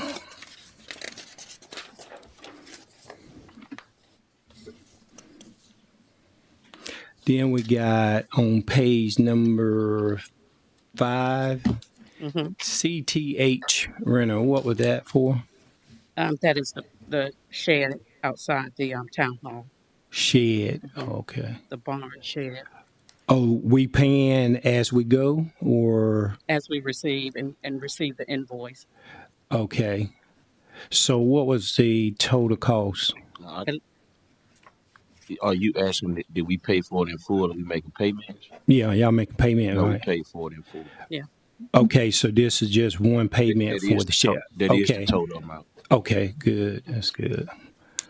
All right. Glad you answered that question. I saw a rental. I said, I know we ain't paying $11,000 a month. No, that's who we received it from. But Yeah. yeah. That was the catching word right there. So I was trying to. Yeah. That GFL, that is the contract work, correct? That's correct, for recycling garbage, and it's for December and January. December and January.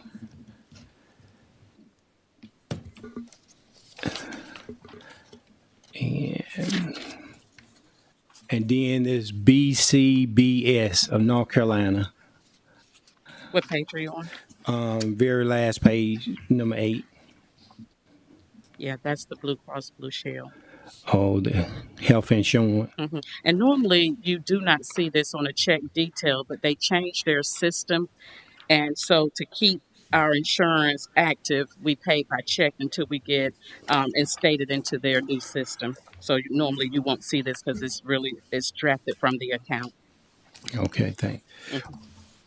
You're going to talk about the budget later on with the adjustment on your town manager report, correct? No, that's only a copy from our last meeting, just in case Commissioner Jones was not here and the mayor was not here. So that's just a hard copy from what we went over on that evening. Okay.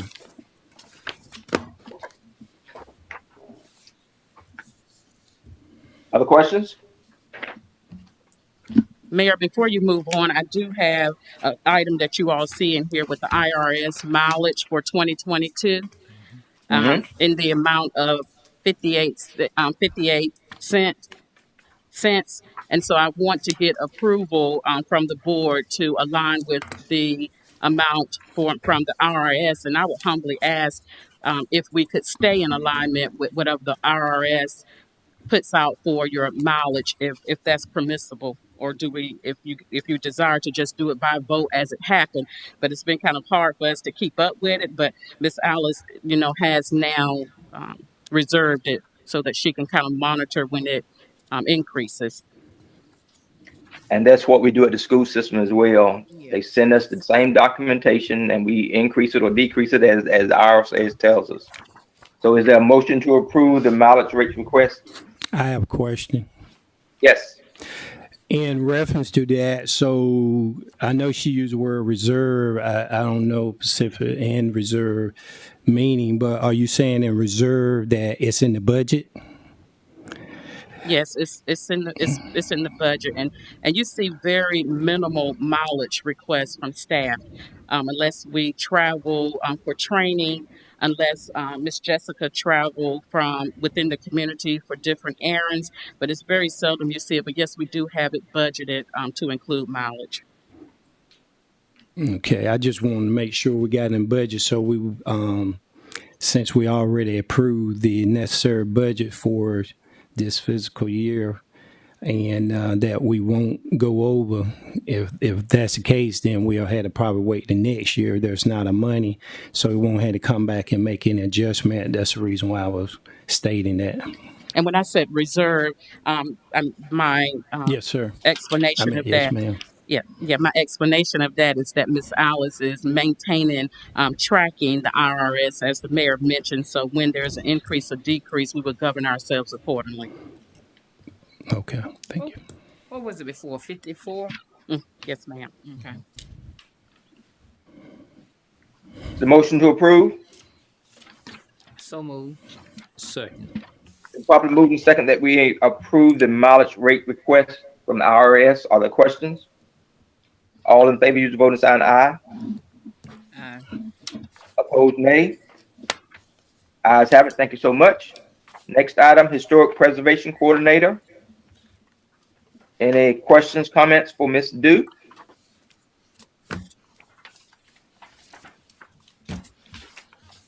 And I did ask the question, I want the board to hear this one about on second page about the Sacred Spaces Grant Program. And it is a match program. And it's one of them up to Dr. Knight. Go ahead and explain that to me like you told me. Okay. Yes, this is a matching grant, and we try to stay away from matching grants because we do not have the funds to match it unless we're fortunate enough to have additional funds like the legislative appropriation. But Kelsey did look at the eligibility of this grant and thought it would be ideal just to try to see if the town would qualify. But this is a matching grant up to 10,000. If Kelsey's on the line, she can respond. But if not, between 10,000 and 50,000. Mayor, I don't have those notes before me. That is a one-on-one grant. Anything over 100,000 up to 500,000. So it's a 2.1 matching to that grant amount. And so you can take donations, and you also can utilize town funds as long as it's not a duplication. You can't use if it's a federal grant with federal funds. So we would just have to be very specific about that. And that 2-for-1, if they put in 200, we put in 100, right? That's exactly right. Okay. And I'm not sure. Go ahead. No, go ahead, Mayor. I'll yield. Okay, I'm not sure if Mount Zion would have any funds available to assist to meet that match or not.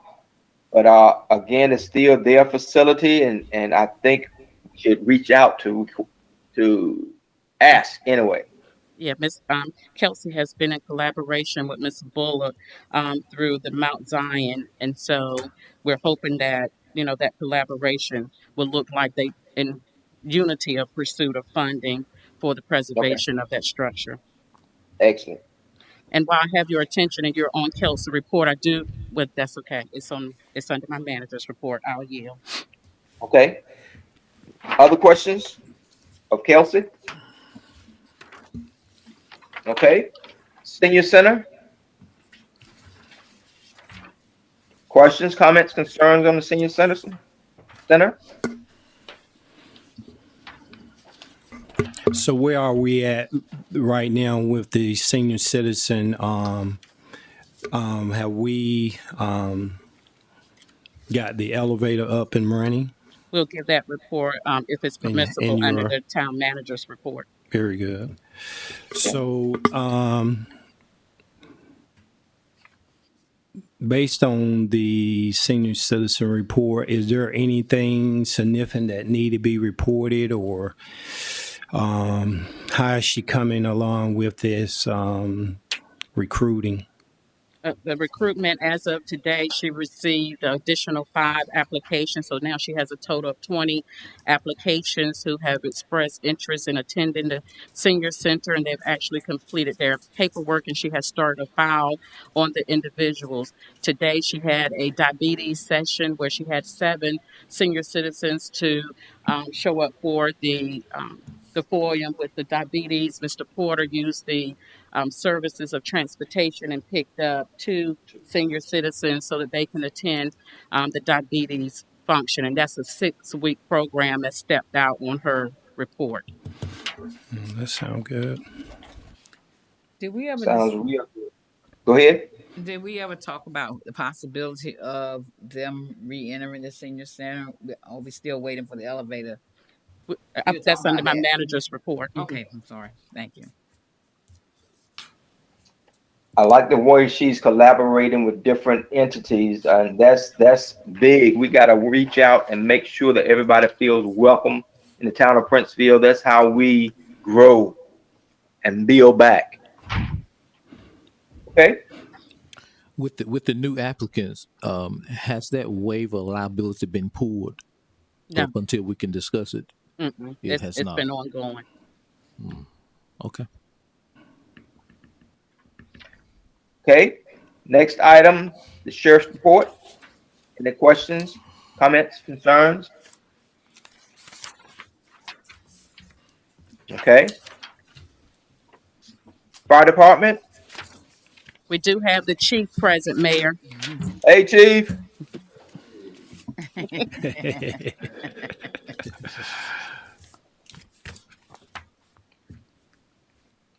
You have a presentation, Mr. Chief? I can't hear you. No, he doesn't, man. He said he doesn't have a presentation. He doesn't. It's been so long, I thought he had something to say.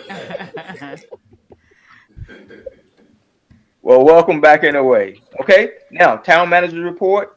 Yes, town hall. Yes, sir. Mayor, board, and commissioners. I'm sorry, I have a question. Sure. Okay. The chief, where are we regarding the PW4 and PW 1898? P what? PW4, if you look on the fire department. Okay. Yeah. Good afternoon, everybody. Commissioner Jones got me up here. I'm definitely glad to be back in y'all's presence. I definitely missed you while I was away. But as far as PW 1898, which is the town's reallocated funds from our original PW4, I don't have an update. My correspondence was back in December of 2021, and it was pretty much the state representative pretty much said the town is still working diligently to try to research and see where those funds went. And so I followed up with her last week, and she had not been able to provide me more with an update. And so I just assumed that we're still researching that process. Okay, so, thank you, sir. And Chief Brown and Commissioner, we are working very closely with Ms. Stacy, who is the point of contact through NCEM with the PW4 and PW 1898. And what the town has done is completed an extension request for these services, because that had not been done, to cover us to continue doing our due diligence and trying to research this. And what Ms. Alice is currently doing, and we're waiting to hear back from our insurance company, was relocation covered under our insurance, because that's where the bulk of the fees, expenditures lie, is with the relocation. And so once she get that from them, she's checked in with the insurance representative probably 3 or 4 times, and they're still trying to research from their end. Now, the extension that was filed, how long is that extension? So it's a back extension. So it was filed from that year, 2018, I think 2018 or 2019. So it was filed from that year to cover us to continue to do that due diligence. So we're covered to continue to research, and we're hoping that this insurance rep will give us an update very soon, because Miss Alice has been friendly stalking them for an answer. Okay. Based upon your professional opinion, what do you think the outcome is going to be in regards to the insurance company? And I cannot answer that, Commissioner, but prior to us thinking to reach out to the insurance agent to see was that a coverage, we could not find the trail ran cold in that the town received the funds from FEMA, and the town was supposed to subsequently send it to the fire department, but that did not happen, and we cannot find evidence that ever transpired. So the trail ran cold there, and so when we stopped in that moment, then the town would indeed have to reimburse the fire department, and then the fire department send that back to FEMA for whatever they have received. But then we took a different route to ensure that our insurance coverage included relocation. Okay. And I was just going to add, I think it's particularly important to remember that it's important that we kind of walk through the due diligence and allow time for this research, because the fire department has kind of been in a position where we have spent about $80,000 more. And so kind of when we backdate it to capture those dates, basically through the extension Dr. Knight was talking about, it allowed us to capture even more funds that we spent so that we will be eligible for reimbursement in the end. So as we kind of work to capture all the expenses, hopefully it'll walk out for us, and it'll turn where we'll be receiving funds as in the form of reimbursement, as opposed to having to pay funds. Right. So it's important that we definitely, and and hopefully expeditiously, kind of, stay on top of them, as I'm sure Miss Alice is doing, so that we can get this resolved, because it is, a couple $100,000 that we're talking about. So it's not minute amounts of funds that definitely the fire department couldn't sustain. And I'm sure it will be both in the town as well. So. Yes. Okay. And Chief Brown, once we find some discoveries or resolution, we will loop you back into that team meeting. Awesome. Thank you. Thank you, sir. Yes. Thank you, Chief. Yes, sir. All right. Okay, Dr. Knight, next. Okay, so Town Hall Rescue Construction, I am glad to announce that they have completed all of their tasks and the town has released their last final payment. I am also delighted to announce that you can hear things crystal clear in the chambers. K&H did come back in to do some upgrading to our audio system and train Miss Jessica. And so we are now YouTube. We are streaming live from YouTube. And so we've stepped it up a notch. So they go, YouTube, look at there. Hey. So not only do we have the go-to, we also have the YouTube. Outstanding. And so that's it for the town hall. And one very important element that I do want to mention is that we're still working very closely with FEMA for the south parking lot, where at $56,000 was obligated, but not for the north parking lot. We also have looped in Wooten and Associates, who have sketched out a design for the northern parking lot. And so we're trying to come up with the cost analysis for the mitigation of this building and also for the south and north parking lot. So we're working diligently with them to try to resolve those cost analysis for the mitigation for the town hall and both parking lots. So Dr. Knight, Okay. is that still looking at in that parking lot piece, the other way to out of the, we say making that street to run to where that Dancing Street is? Yeah, that's a very good question. So FEMA considers that an upgrade, an improvement, a ground disturbance. And so that will require the town coming up with that additional funds if you want to upgrade or improve. And so you want to put it back in a status pre-flood status, and that's what they look at. Oh, gotcha. Could you get quotes on the cost to do that see if there's any way that we could? And so Wooten and Associates have already stepped out those cost analysis. Okay. But what they did by FEMA's request is that they just withdrew the additional work that is considered an upgrade or a ground disturbance, only to do the basics to put the town back into a pre-flood status. Okay. And one other question I had about the town hall parking lot. There's a lot of activity. Look like sometimes during the weekend, I drive through or after hours, I see cars parked or just kind of like, how they're communicating. Is that a challenge that we may want to look at for as people parking here or camaraderie? So we hadn't had any criminal activity as we have our cameras now.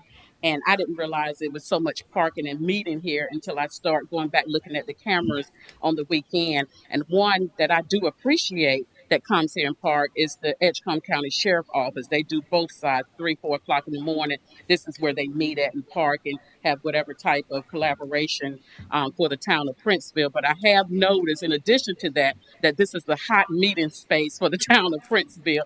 But we have not, to my knowledge, had any criminal activity. And what Mr. Porter does is do a wellness check at the end of every day to make sure all our vehicles are locked, make sure there's no merchandise or items in the back of any of those trucks so we can eliminate any thought of criminal activity. Okay. And I think that's a positive thing, especially with all the lighting around and the camera system, and eventually the Wi-Fi, which will allow people to sit there and work, especially our students who may not have internet access at home.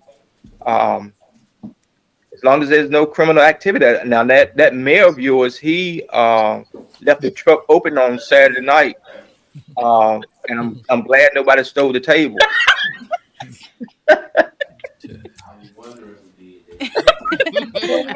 That mayor. But I'm telling you, Mr. Porter scared me to death because when I opened up the truck door, the alarm went off. I noticed that when I opened it this morning, it went off. But that was odd because I locked all the doors except one, but I guess we got a good alarm system. Yeah, we got a good alarm system. Scared me to death. Even if it's unlocked, it still go off. Yep. Okay, next, Dr. Knight, what's up? What's next? The farmers market, as you can well see in your packet, Kelsey and I worked on this over the weekend with a farmers market analysis. We're trying to bridge that that gap in funding for the farmers market by way of $800,000. So we stepped this out and sent this to NC Commerce in hopes that they may have some funding that can occupy the gap in this particular project so that we can move forward with construction.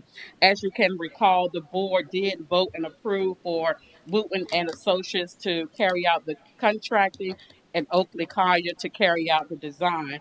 And so we're still pursuing funds. In fact, we have Kelsey has worked very diligently on the North Carolina Tobacco Fund grant that's due on 3/4. That would be anywhere from $50,000 to $300,000 to cover the construction. And we are working with Encore as well to see if there's any funding sources remaining from any of the hurricane episodes. So this is what we have been using to guide that pursuit. Looks good. I see a couple of suggestions that I would make under the Princeville Farmers Market Needs Assessment. Mm-hmm. We have currently there is no grocery store in the town of Princeville, and we make that same statement in the following paragraph. The last line, is that duplication necessary?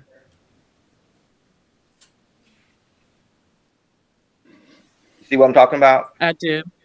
Okay. No, it's not necessary. Okay, so we will remove that. Thank you. Okay. And there's another thing that may be confusing in that same paragraph.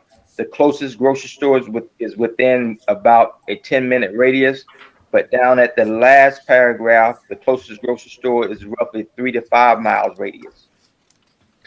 Okay, and so how we step that out is that in the first paragraph, we kind of specify the closest grocery store within a 10-mile radius is Walmart. It's located in Tarboro, which impacts citizens without transportation. And then in the paragraph you're referring to, the closest grocery store is roughly 3 to 5 mile radius in a neighboring community, which still impacts. So I don't know whether, do you think it would be appropriate to put Food Line and step those name of those grocery stores out, or would you think, because it's a different radius from Walmart to Piggly Wiggly and Food Line over in Tarboro once you cross over the bridge? So it sounds like to me what you are alluding to is to kind of include what those name of those shopping areas. Is that correct? Now, I was just more concerned with the differences in the 10-mile radius versus the 3.5-mile radius. Okay. The closest grocery store. Mm-hmm. Obviously, the closest grocery store is the Food Line, 3 to 5 miles, right? That's correct. Okay. Walmart's not 10 miles, though, is it? Probably what would you say? Because Kelsey and I was just on a radius. Yes, it's probably 3 to 5 as well, isn't it? Mm-hmm. Commissioner Meyer, you're the expert in mileage. That's correct, sir. So what we would do is we'll remove that first. We'll include in the first one the 3 to 5 and just step them all out. Walmart, Food Line, Piggly Wiggly. Yeah. Okay. Yeah. Thank you for that insight. Okay, and the next thing is the closest farmers market is in Rocky Mount, but we have a farmers market in Tarboro, correct? They no longer have that now. Okay, good. Now, when we talk about a regional farmers market, how would Rocky Mount respond to that? Since they already have a farmers market, are they marketing regionally as well, or just Rocky Mount? I cannot answer that. They may be doing regional, but there's room for as many services as possible, and so we would reach Edgecombe side where they would reach Nash side, and so it's just a well needed service in this region, and so just think about our citizens wouldn't have to go to Nash County for fresh fruits and vegetables and meat. They could actually come into Edgecombe County, specifically Princeville, and actually in Northampton and Halifax County can take advantage of this market on this side of Eastern North Carolina. I agree, 100%. And I We think want if people you- to come to Princeville. I agree. If you look at location, the proximity of where the one in Rocky Mount is quite different from where ours would be, because ours is a major highway that run past it. The one in Rocky Mount is kind of up in the city on the Edgecombe side, rather. So it's not as visible, first of all, as ours would be. So what are some of the reasons that Tarboro ended up closing theirs? Any idea? My understanding that it was a conflict with a particular intimate town at the time, and it caused a lot of confusion. And so therefore they just stopped going. I don't want to call no names or anything, but that's my understanding. Okay, sounds good. Thanks so much. Okay, next, Dr. Knight. And so also Heritage Park, the playground and fitness equipment is scheduled to arrive in May of 2022. So we are following up on the ETA on the playground and fitness equipment. And so I wanted to update you there. And now the senior center, I wanted to, with relief, that I did receive a call today that the lines have been set up, Chief Brown, for the elevator and for the fire device. They did not do our landline, but we're just delighted that now Bernie and Bernie can move forward with scheduling an inspection for the elevator, which would subsequently be a favorable thing for the senior center, so the board can decide about reopening the senior center for activities. Excellent. Excellent. We did set a date already, correct? Or we need to The date is passed. And I do want to, Mayor and Board of Commissioners, extend appreciation to Attorney Jones for putting some fire underneath Lumen so that we can move that project forward. They assigned the town a specific representative that has been in constant contact with me with updates. So I appreciate that. That's great. Thank you, Attorney Jones.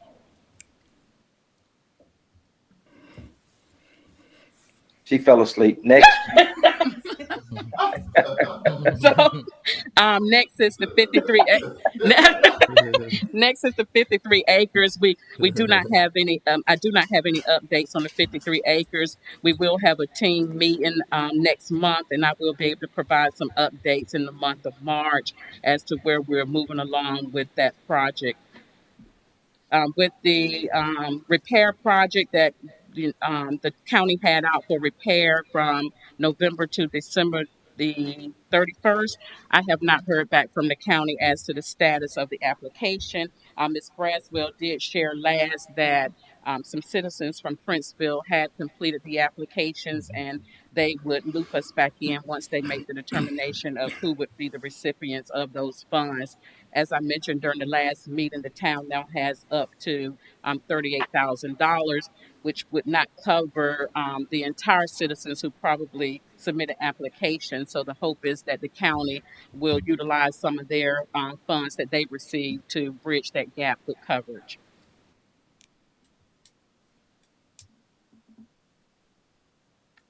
And then, okay. And then number 6, as you can well see, I did receive communication. If you remember, we did have a representative. Her name was Joyce Holly. She has since resigned, and her replacement is Devan Francisco. Through the North Carolina Department of Public Safety, and she has been communicating with me. In fact, we had a conference call recently, introducing herself, going over the 3 projects under the HMGP, the Hazard Mitigation Grant Program, and I did receive communication on the 17th that the award had been granted for the properties to be elevated, and that their contract specialist was working on preparing a bid for the first batch of elevations, which would be 17 homes. And they did provide a list, if anyone wants to review this list, any board of commissioners, and I'll send that over to you all in an email. I'm certainly happy to see some progress in that area. I see one that they've already laid the foundation for the reconstruction, and I see one they've already laid the elevation for an elevation. So we're certainly appreciative of that. That's correct. And I have referred over, as we are receiving names of citizens who desire to withdraw from the HMG program and transfer over to the North Carolina Rebuild. I've been sending that directly to them because the town does not have a contract to go into phase 2. As when we met with them at a temporary location, they would now do the centric, and they would be responsible for doing all the heavy lifting to these projects, which is very helpful for a small community and staff such as Princeville. Under that particular, I'm sorry. Go ahead. Under that particular one, is one of the ones on Main Street, which is, I'm going to say at Malum Rose. I don't. That particular one. You have the list. The ones that's in bold print is the first batch that they would start the elevation on. That must be this one there. Okay. Also, you got something else? No, not for this particular project. Okay, I'll wait till you finish. I got a question. About this HMGP? No. Okay. Okay, that's all I have. If I'd be more than happy to answer any questions from the board. You had number 7. Questions? I'm sorry. Number 7. I forgot we added on number 7. Mayor, I'll yield to you for number 7. Where's number 7? The Ward vacancy, Ward One Vacancy. I had forgotten as well. That's on the new business, isn't it? New business. Oh, okay. So, Commissioner Joyner. I put it on the board. Okay, so you know, she just turned a 69. So that concludes my manager's report. I think 6 HMGP was the last request to add. I have one question, Mayor, Town Manager. Is there any update pertaining to Pioneer Court and Lowe's Court? Because it's been sitting there for quite some time, and I know the neighbors are still concerned even about correction. I meant Prince Court, and Pioneer Court. So Attorney Jones, we do not have that on the agenda, and did make an adjustment for Pioneer Court, but she's been in collaboration with Winston-Salem Housing Authority representatives relating to Pioneer Court, and I've been in communication with the owners of Prince Court, and they are still undecided on how they will move forward with restoration of those units. They're always asking consistently, what is the Army Corps of Engineers planning to do with the levee? I provided them with updates. I provided them with what the town is doing in the interim of the Army Corps of Engineers trying to make a determination about the levee. And they're still, as of last month, undecided on how they will move forward or when they will move forward with restoration of those units. They know they will, but they do not have a determining date or time that they will move forward. Okay. Thank you. Mm-hmm. You're welcome. Okay, any other questions of the town manager? Hearing none, we'll move to the attorney's report. Attorney Jones. Okay, good evening. With regard to the number 1, I'll breeze through a few of these. The board code of ethics. I'm going to put this back on for March, and I'm going to disseminate that code of ethics, Honorable Mayor and Commissioners, so that we could review that again and maybe consider adopting that before the summer. I would love for you to consider that once again. With regard to number 2, the 88 acres, I mentioned the last month that we do have confirmation from our lessee that is occupying that space, that he is interested in renewing the lease. and he has committed by way of a verbal and written commitment that he is interested in reestablishing his leasehold relationship with the town. And so I will be working with him to get the necessary finances and executing a new lease agreement soon. Number 3, the dumping ordinance and litter ordinance, as the town manager has already reported. And Mr. Porter did so eloquently. I feel like I have my first legal student. He did such a great job at articulating the statute, articulating what the next steps would be in enforcement of the statute. Well done, Mr. Porter. We are underway to, if there are any violations of the ordinance, after all of the vegetation work is done, there is an enforcement process underway. And so I have passed that information along to Dr. Knight, our manager, as well as Ms. Rudd, so that they can put that in our ordinance. And the issue is going to be enforcement. So we are only as good as our statutes and only as good as how we enforce them. So we've done the necessary work. We have to go and do the necessary follow through. So it's very clear that our public works management and our staff there actually know what to do. So well done, Mr. Porter. That articulation was just simply beautiful. I just can't say enough about that. But that is ready and off and off to the races there. The cemetery, please continue to just keep that there until I can come up with a brilliant idea. I don't have one quite yet, Mayor. 9, with regard to Lumen, I'm very happy to know that that has taken shape.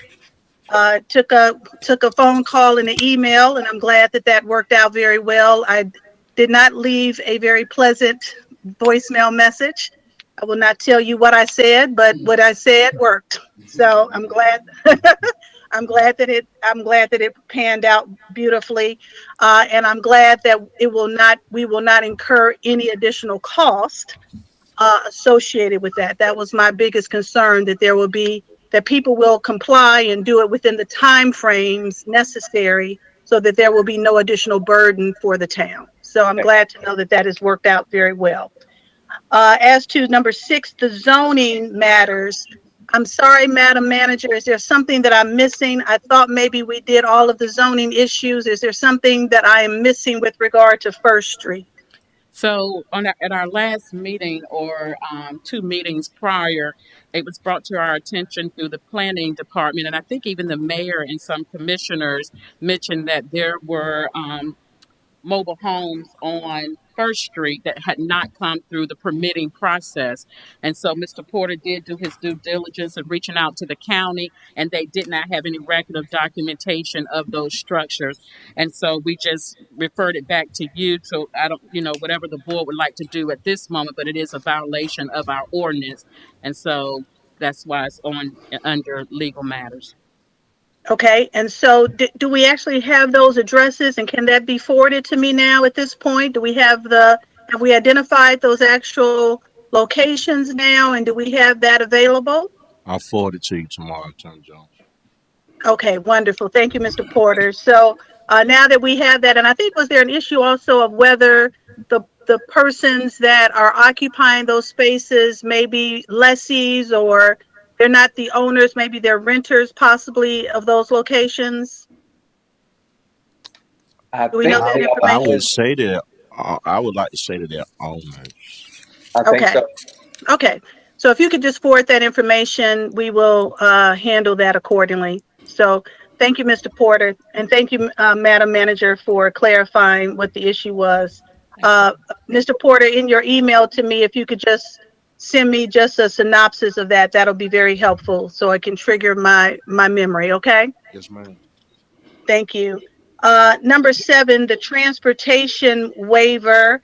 If the board has specific questions with regard to that, I was just kind of hearing that maybe the transportation waiver was an issue.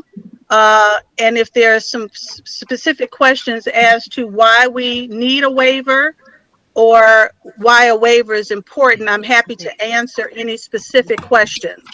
I will give a general recitation as to why we have a waiver.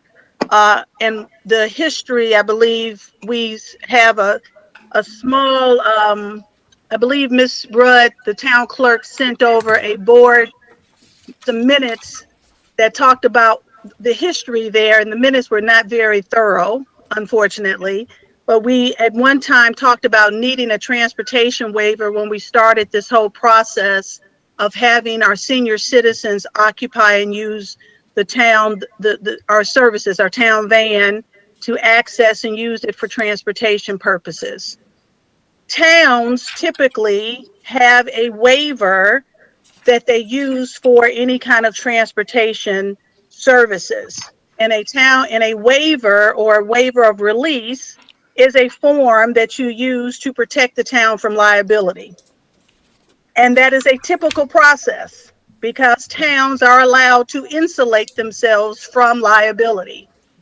Towns are also allowed to insulate themselves from liability as well as have insurance. Not only are you insulating yourselves as members of the board, but you're also insulating and protecting the town. So if something happens to a senior citizen, or if something happens to one of you as a commissioner or just a regular citizen, and someone happens by way of a slip and fall, or someone happens by way of an accident in transportation, the town could be sued. You're sued to the limits of the liability of the insurance policy. But let's say the insurance policy only pays so much, right? What happens for the amount that is over and above the insurance policy, right? That amount has to be paid as well, right? And so what happens is you can argue this release or this waiver, and a court can say, well, we're not going to allow the waiver, or the court can say, we will allow the waiver. It is another layer of protection. It will not you cannot use it as a defense in cases of gross negligence or intentional recklessness, right? But it is something that you can use if there is just an accident or something that you did not intend, or recklessly something that was just something that was unintentional, right? So it is a way that you're protecting the town, and the town does not have to go bankrupt because of something that is just an utter mistake, and it is a proper way to make sure that you are protecting the town and its citizens, because otherwise everyone's tax base has to go up for an accident. Okay, so that is why we have waivers, to protect not only the board, to protect the town ultimately. So I wasn't sure kind of what the issues were with regard to why we needed the waiver, but I didn't want anyone to think that we just had a waiver because we were just being mean-spirited. We have the waiver so that we can protect all of the citizens, so that everybody is insulated from the town going bankrupt, right? And so we can protect people from paying more taxes to protect us all. It's a protection for everybody, not just a protection, not just being mean to protect the commissioners or to protect the mayor. It's not about the individuals. It's about the whole, the society, about the town. Any questions about that?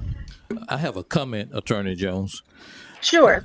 When I mentioned about the town should have a waiver for those that ride the van, I was speaking more so of those who would get on the van but would not wear a seatbelt.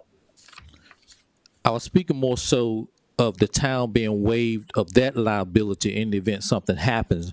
But when you look at the language of what we have, I would have never agreed to this, particularly in the second paragraph that says, including but not limited to injuries, damages, and loss arising out of negligent operation or supervision of the vehicle. I would have never agreed to anything like this. If we have someone that is negligent, then the town ought to be accountable. And absolutely, Mr. Jones, that's fine, and there's nothing wrong with having that opinion.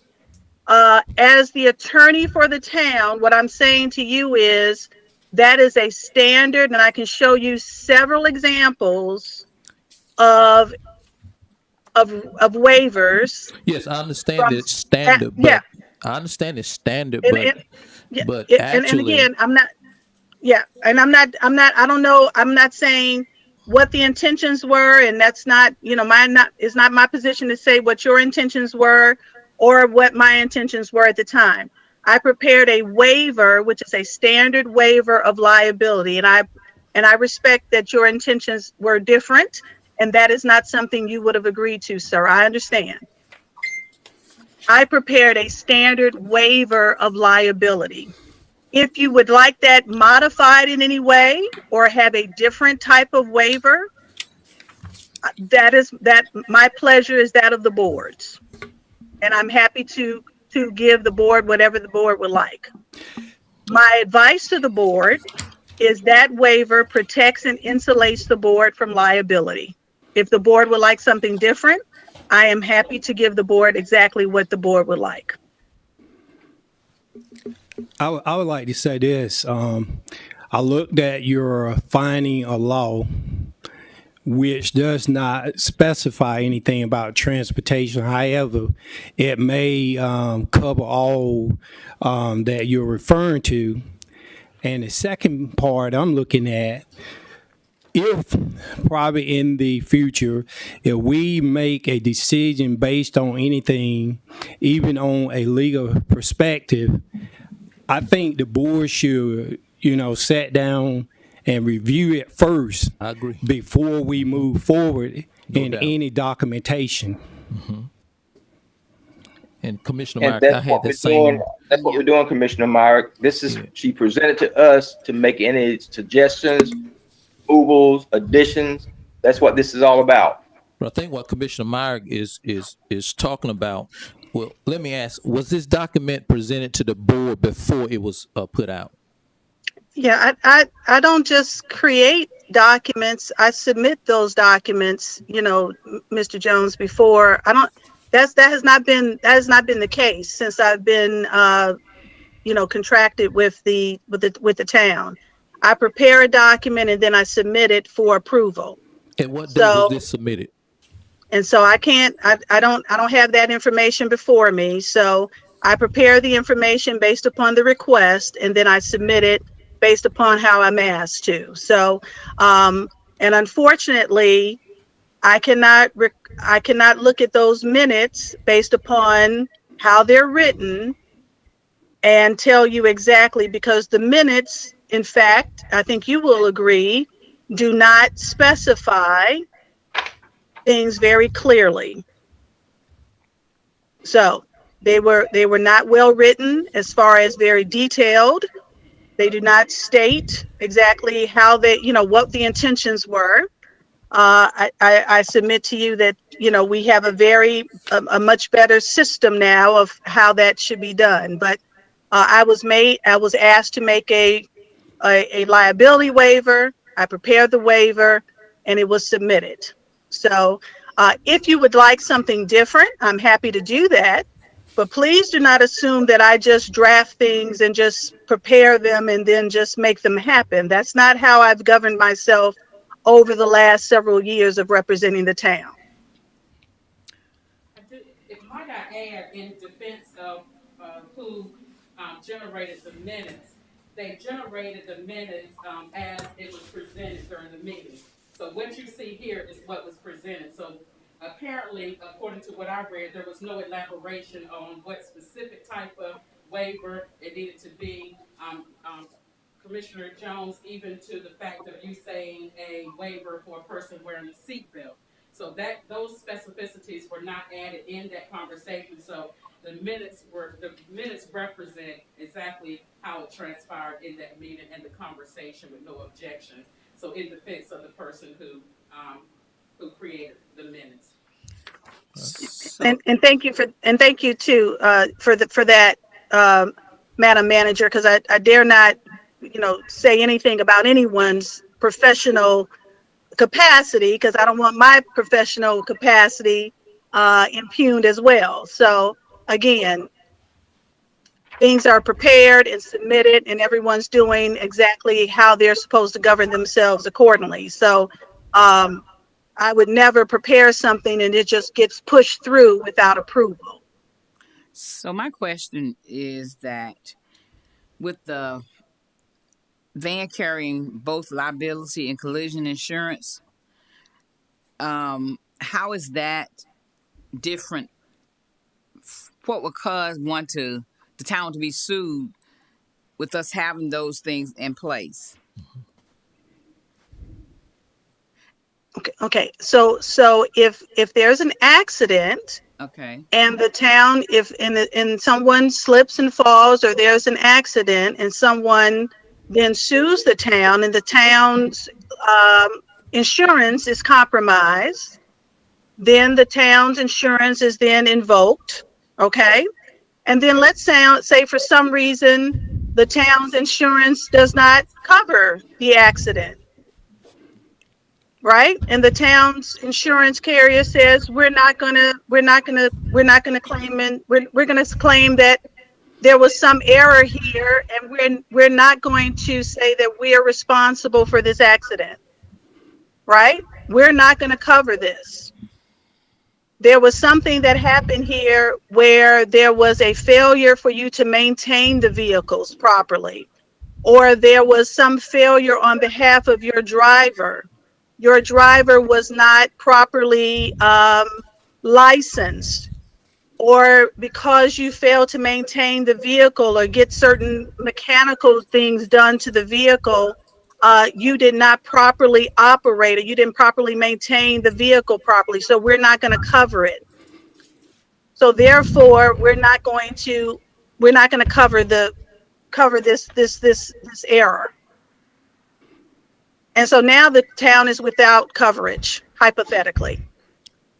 Well, let me ask this question. Have anybody read the insurance policy based on the fact what it covers and what it does not cover?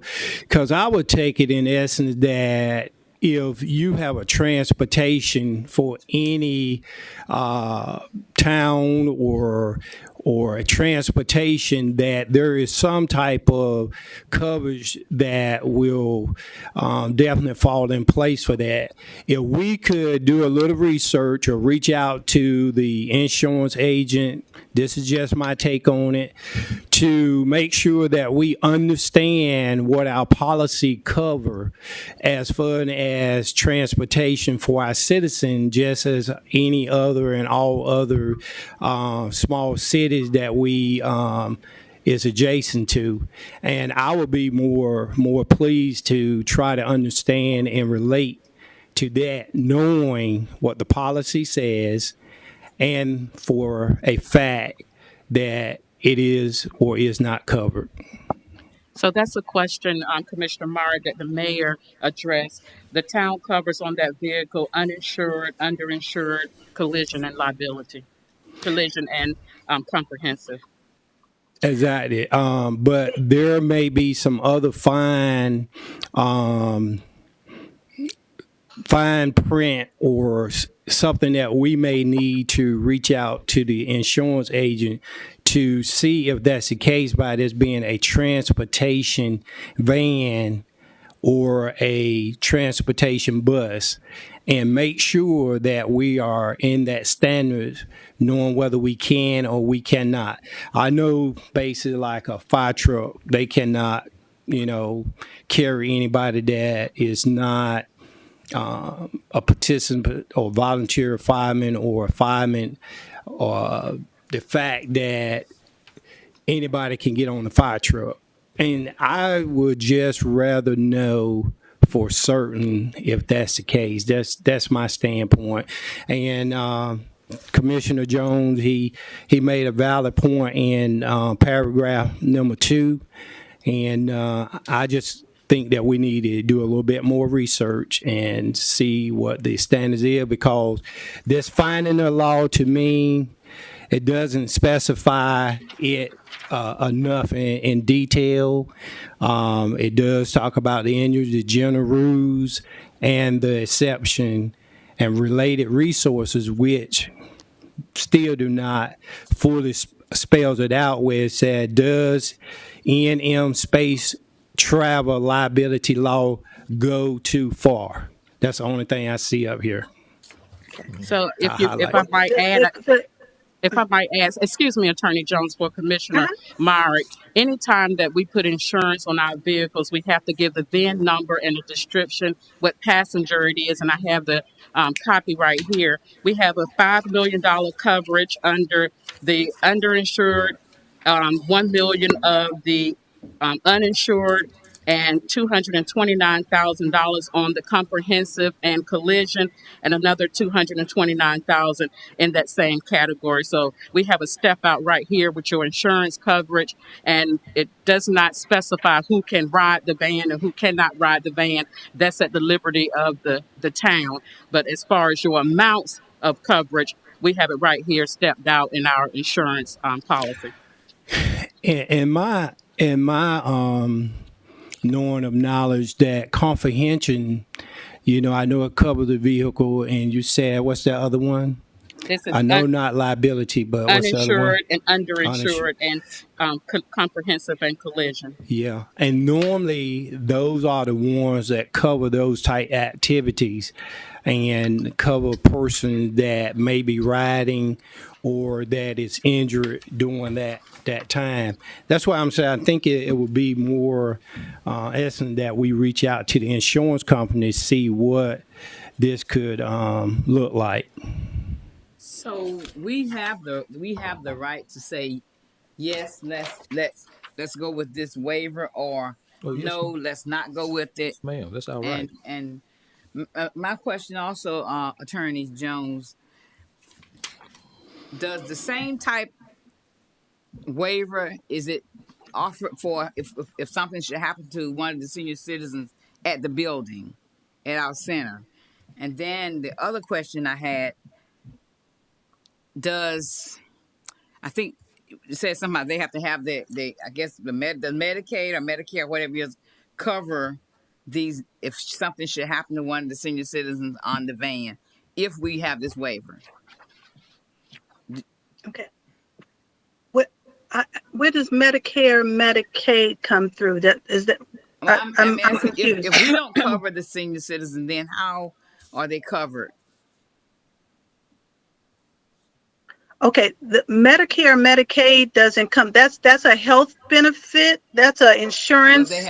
That's a health. That's how their health benefits are covered, right? This is a liability issue. So, think of this as this waiver is like a permission slip to get on the bus for transportation purposes, right? So this was because transportation is a highly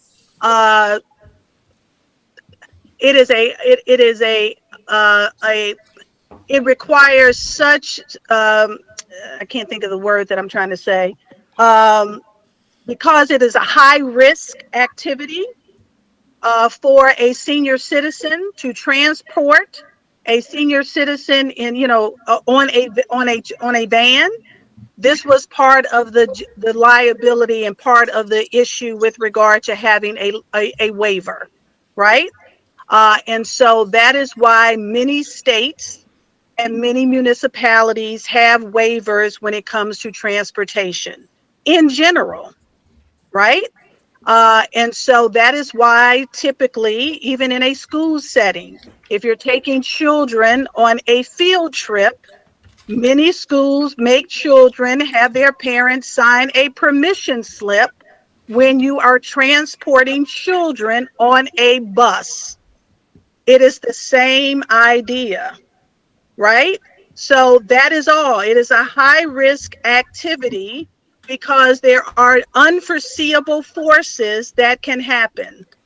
You can get while you are transporting individuals, you cannot foresee other third parties, other factors that can come in and cause collision.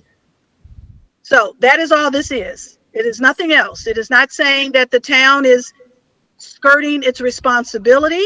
It is not saying that any one of you as commissioners are not doing something that is unethical or not taking a position that is unfavorable to your citizens or constituents.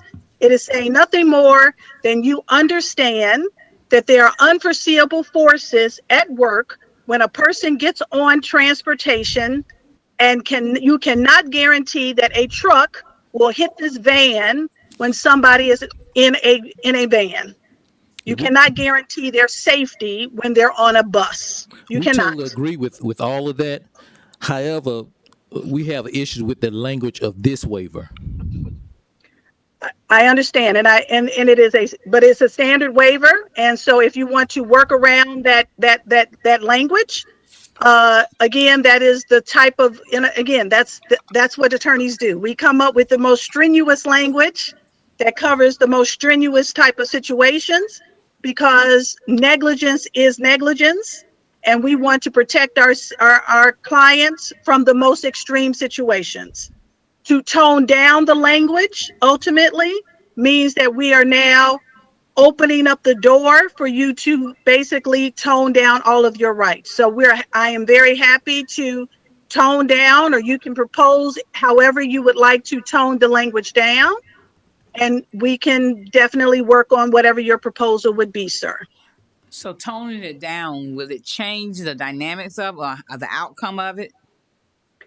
Definitely toning down the language, and toning down has a different legal recourse and different legal outcome, right? So just as I have given you the highest level of protection in that waiver, there is another lawyer on the other side that will say, oh, great, now I can argue something because they have not argued the highest level of protection.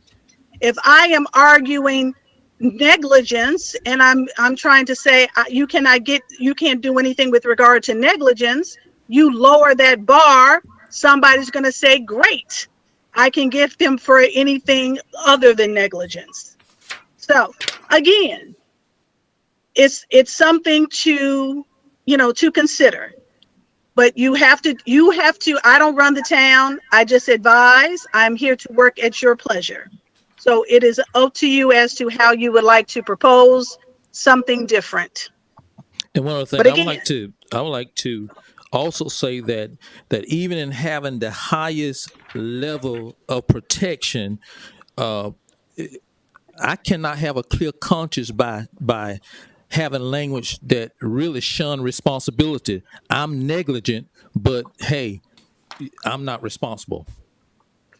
And I understand that, Commissioner Jones, and again, with respecting your duty, the difference is your duties as a commissioner are different than my duties as a lawyer, right? Right. And but you work at the pleasure of the board.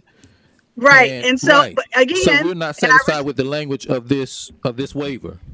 And that's why I said I would work, and because I work at the pleasure of the board, I am happy to entertain however you want me to change and alter the language.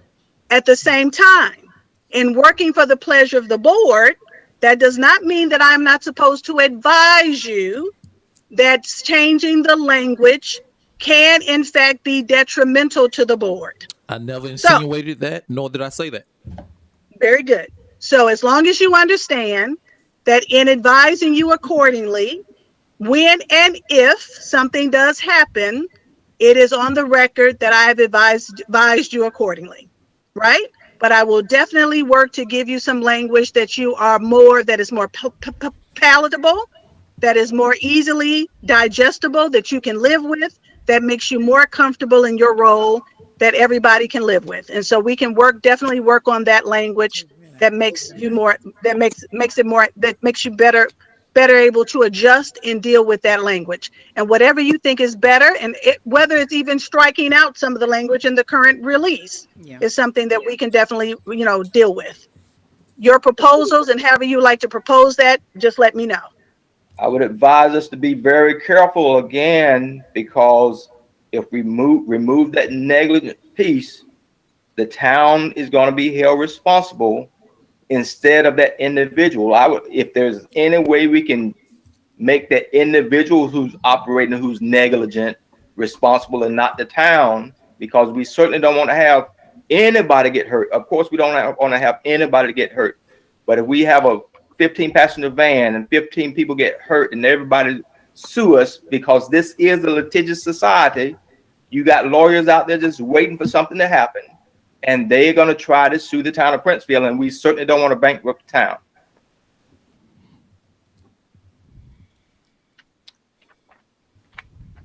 Questions, comments, concerns?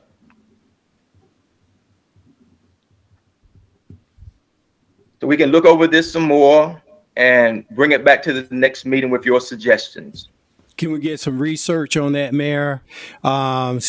At least speak with the insurance rep and see what their take on it, and do a little bit further research.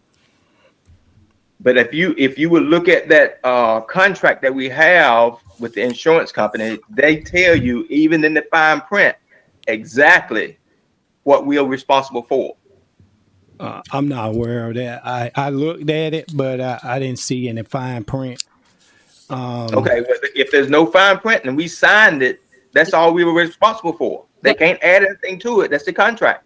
Yeah, that was the face page, Mayor. It's a very extensive policy, but it does step out under each category, the policy amounts and the coverage, as I stated. But it steps out that uninsured, underinsured, collision, and comprehensive. And also, you have copies of it. You have a copy of that, right? I have just the face sheet, but I can send I'll ask Ms. Alice to send the entire copy to you all, to include Attorney Jones. And I also want to add that we have been utilizing this waiver with our seniors. So with this decision this evening, do you all want to pause that, or do we continue it until you're able to make a decision? I would say pause it. But if you pause it now, we are responsible for anything that happens between now and the next board meeting. If somebody gets hurt, the town is going to be held responsible. So if the senior citizen building is not right now up and running, right? Are we transporting any senior citizen? We just transported today. So, but we are not up of operation as far as senior citizen building. So the person that we transported was based on what cannot recall. We transported 2 senior citizens to a program today because they did not have transportation. But they signed the waiver. They did. Okay. And that's a service that they need. They need this transportation service. But by the same token, we cannot have the town out there without some type of protection. Because if we get sued, the van is gone, we can't provide anything. And maybe even the town is gone. So my recommendation is we continue to provide those services with this waiver until we come back as a board next month and make a final decision. Do we have to wait till next month? Well, we got to do a little research or extend it. In my opinion, if you're referring to that, if you're talking about looking into some other things. So what I'm going to do is I think just the wording. Wording. It's just the wording, in my opinion. And I don't see where it would take us a month to. Okay, I see what you're saying. To revise that, or just to. I agree that we need something to protect the town by all means. But I just think the wording, I'm just struggling with that. Okay, let's email each other next week and see if we need to meet again. How's that?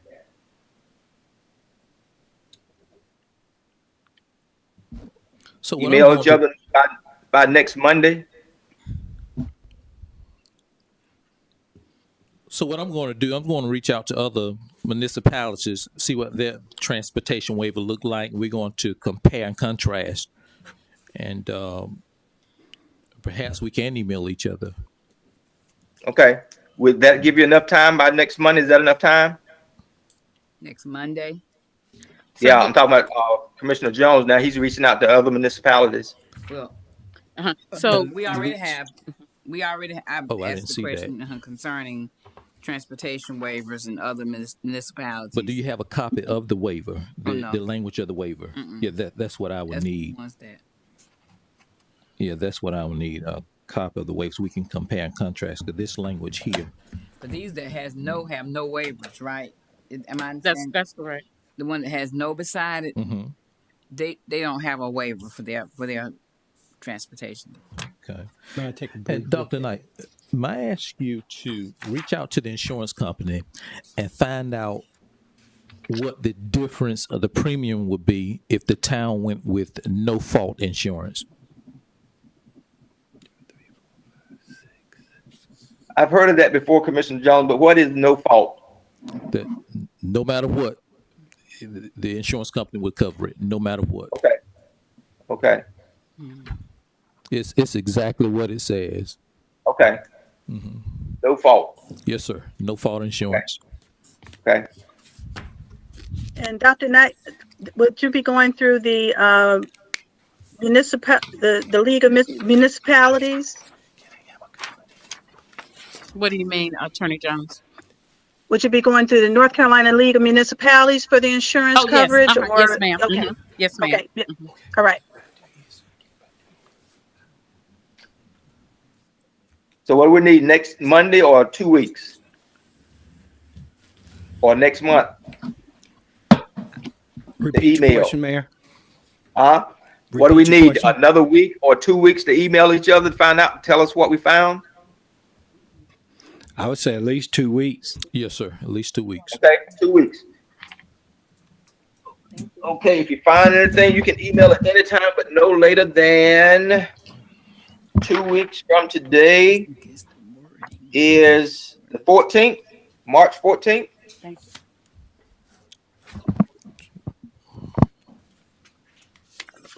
By 5 p.m. CG. or before. March 14th by 5 or before. Okay. Okay? Thank you so much. Thank you, Attorney Jones. Thank you. Next, old business. Hey, Senior hold citizen. on, Mayor. Got one other Yes. question for Attorney Jones. Okay. Attorney Jones, what's the standpoint or update for Pioneer Court? I know we're 2 so- months in the hole. Well, not in the hole, sir. So this gentleman so we're working on the closing. And so the gentleman's attorney has just finished the title search work. He is also working on, so there's some titles that he is working with and clearing title with the Winston-Salem Housing Authority. There's some outstanding deeds. I just had a conference call with him, Winston-Salem Housing Authority attorney, as well as our real estate attorney on this past Thursday. And we actually are looking at possibly having everything done by way of a closing, looks like the first or second week of March.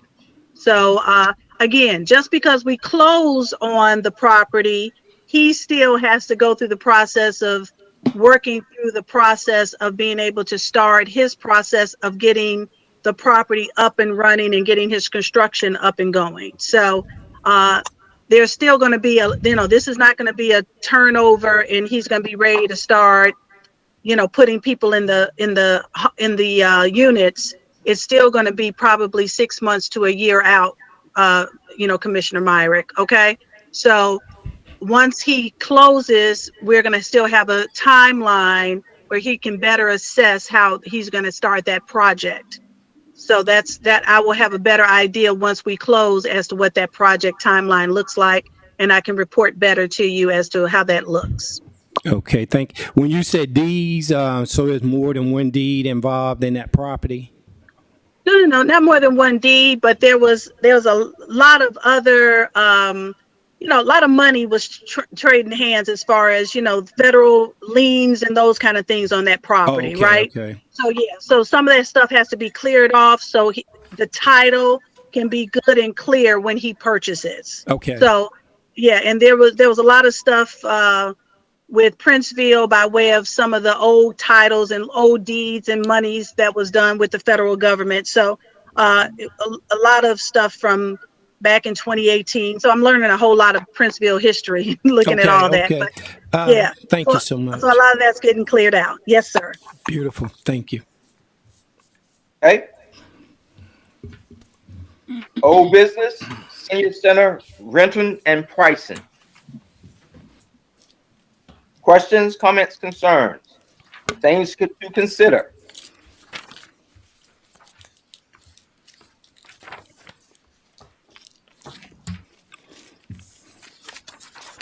We had a chance to review the document. Mayor, if you all have not had an opportunity to review the document, my recommendation would be to please review it, because if we're planning, or if the board is planning to reopen once the elevator has been properly inspected, then we've already started receiving calls about rental. And so it would be ideal to have this in place and agreed upon and incorporated when we get those calls, as well as a contract drafted. What do we rent the Heritage Park facility for? Very minimal. We probably need to go back and look at that once the work is finished with the testing of Heritage Park. We have received just a few calls about rental of that pavilion at Heritage Park, but we received more calls about the senior center. What was the amount for Heritage Park? I don't have that before me, but I can send it to you all. Well, 101. It would 25 deposit, 125, and you get that $25 deposit back. Do you have that? I think that's good. I think we should go ahead and move forward. That's just in mind. If we getting calls the whole 9 yards. One thing I did not notice, if we talked about it, did we have a different price for Princeville citizens and then another price for people that are not citizens of Princeville? Yeah, what you talking about, Heritage Park or no, for in considering the rental price? Rental. Yeah, it's up here. It's got Princeville citizens. Do the town provide discounts for citizens who want to rent the facility? And I think we should. Yeah. Well, it got a fluctuation, so we could choose either one, 50 or 100. Yeah. What you're saying? Yeah, these are just examples. All right, I'll go with 50. American Legion charged $600. That's the most expensive one up here for 12 hours. Do you want to do a flat fee plus an hourly rate? I think that's what Panola Heights is doing. Two Vegas, $500 starting. I think a flat fee plus an hourly rate for an hourly rate. Flat fee for how many hours? 4?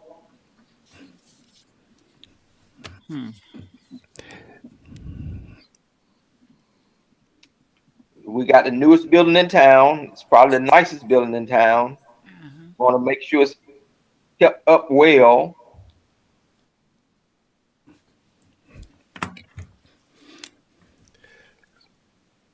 Well, how the other ones? They got an hour rate out here. I mean, anything over. So this one have over 4 hours right here. This Panola Height.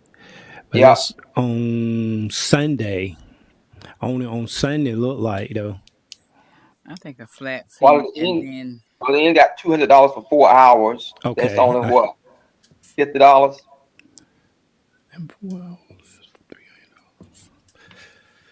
Anything over 4 hours, $300. And another thing that you all probably want to think about in processing this is, are you renting out the entire facility? Are they going to rent out the lower level when it's summertime? Are they going to want to have a cookout in the back to only have the back? And so, I guess there's some other dynamics to this consideration and how you arrive at a fee, whether it's a flat fee or hourly fee.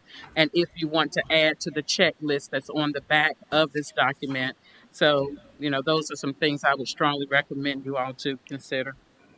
And I don't think we can rent the upstairs without renting the downstairs, because if you rent the upstairs, they're certainly going to use the downstairs. Okay. But you certainly can rent the downstairs without renting the upstairs, because you don't have to open it. Well, what about the restroom access? Porta potty. Porta john. Oh, okay. Well, that could be stipulated in the contract if that's the case. Or to rent it without using the kitchen. There's so many variables. Mm-hmm. Yeah. So if you want us to step this out a little bit more for you all, we can do that and send it via email, so that you can make the best decision for the month of March. It's totally up to you all. I think that would be good, because I know there's so many different variables, but. Okay. Want to come back to it? Yeah. In the meantime, I would ask that that we consider removing certified security from under the safety and just get certified law enforcement only. Okay. You don't think we need law enforcement? No, we need law enforcement. I said remove certified security, but get law enforcement only. Okay. Where is that? Under safety. Things to consider right under safety. Okay. Just remove certified security and just use law enforcement. Yes, sir. Okay. At $30 per hour. So that's going to be one individual. We're only going to need one. One if it's not over a certain amount of people. Good point. Because I cannot recall. I think it's. I don't know whether it was 50 or 100 or something like that. I can't remember. Okay. I'm sorry. Oh, no, go ahead. I'm doing one at a setting coming up, and I know they probably, and I'm gonna just be by myself, and that probably gonna be at least close to 100 people. But it varies. It depends on what type of activity it's going to be. If it's a party, then I would say have two. They need to require at least two, because some parties can be rowdy. Then if you got just major function, family member, pretty much a church setting, baby shower. Yeah, Commissioner joined me, stated you don't need all that. From my experience and what I have, noticed in the community. So do they also, Commissioner Meyer? Yes, ma'am. Do they stipulate that from the law enforcement perspective, go by capacity? Sometimes they do. Some requires one, some requires two. It depends. They may have a whole different protocol now. I'm not sure about whether Edgecombe County have it, a different setup, but I know, with other law enforcement agents, sometimes they have three. Depends on a club, they may have 7 to 8. It varies. So I would encourage the board, based upon Commissioner Meyer's feedback, is that it be the rental's responsibility to align with the law enforcement that they desire. And if it's in Edgecombe County, most likely it's going to be Edgecombe County Sheriff Office. So whatever their capacity requirement is, then they would have to adhere to that requirement.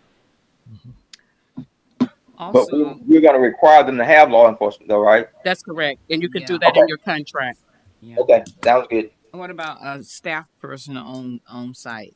Is that something that... Now, that's really getting into budget. So once they sign that agreement and that agreement is stepped out, it should secure the town, and staff should not have to be there. They should be able to close and open and carry out their event without staff, because your contract would be that sealed and that sound for coverage during that period of time. Because then you're getting into your budget with those frequent events, if you have an event frequency. Mm-hmm. Mm-hmm. Okay. Or add funds in the contract for the staff person. That's a consideration. Yeah. Is that just for opening and closing? I mean, you wouldn't need that individual on site, but you're talking about at least an hour. You're talking about 30 minutes to go and open up the facility, make sure everything is working, no water leaks. Basically checking out the building thoroughly in. After they close, come back 30 minutes just to take an oversight of the building. You wouldn't need no more than that, probably about. I don't know. Most places that I like, Edgecombe Community College, Imperial Centers, Booker T Theater, they always have to have a staff person on duty because anything could happen. Maybe something like, it could be something with the equipment, appliances, or anything that staff person would need to see. I don't know. Yeah, I've rented American Legion a few times, and there was no staff there. But they came and checked it out, prior to make sure that everything was in working order. But like you said, there are other larger facilities do have staff that's available there in case something happened. And so when you think about the senior center, anything can happen. It could be a water leak. It could be anything that transpires. So I think we need to have an emergency number in the event that something happens for staff to be readily available. But what I would be concerned about is invading in staff time away from work to come 30 minutes to open up, 30 minutes to close, because when you're off work, I just, it's so busy here. I just want to protect that time when they're off work so they can, do some self-care and spend some time with their family uninterrupted. So basically you just want to ask them for an on-call staff if needed. Open and close. And then if an incident. If the price is right, I'll be on standby. Oh, well, Mayor, all right now. He ain't gonna be there. You got riding his bicycle.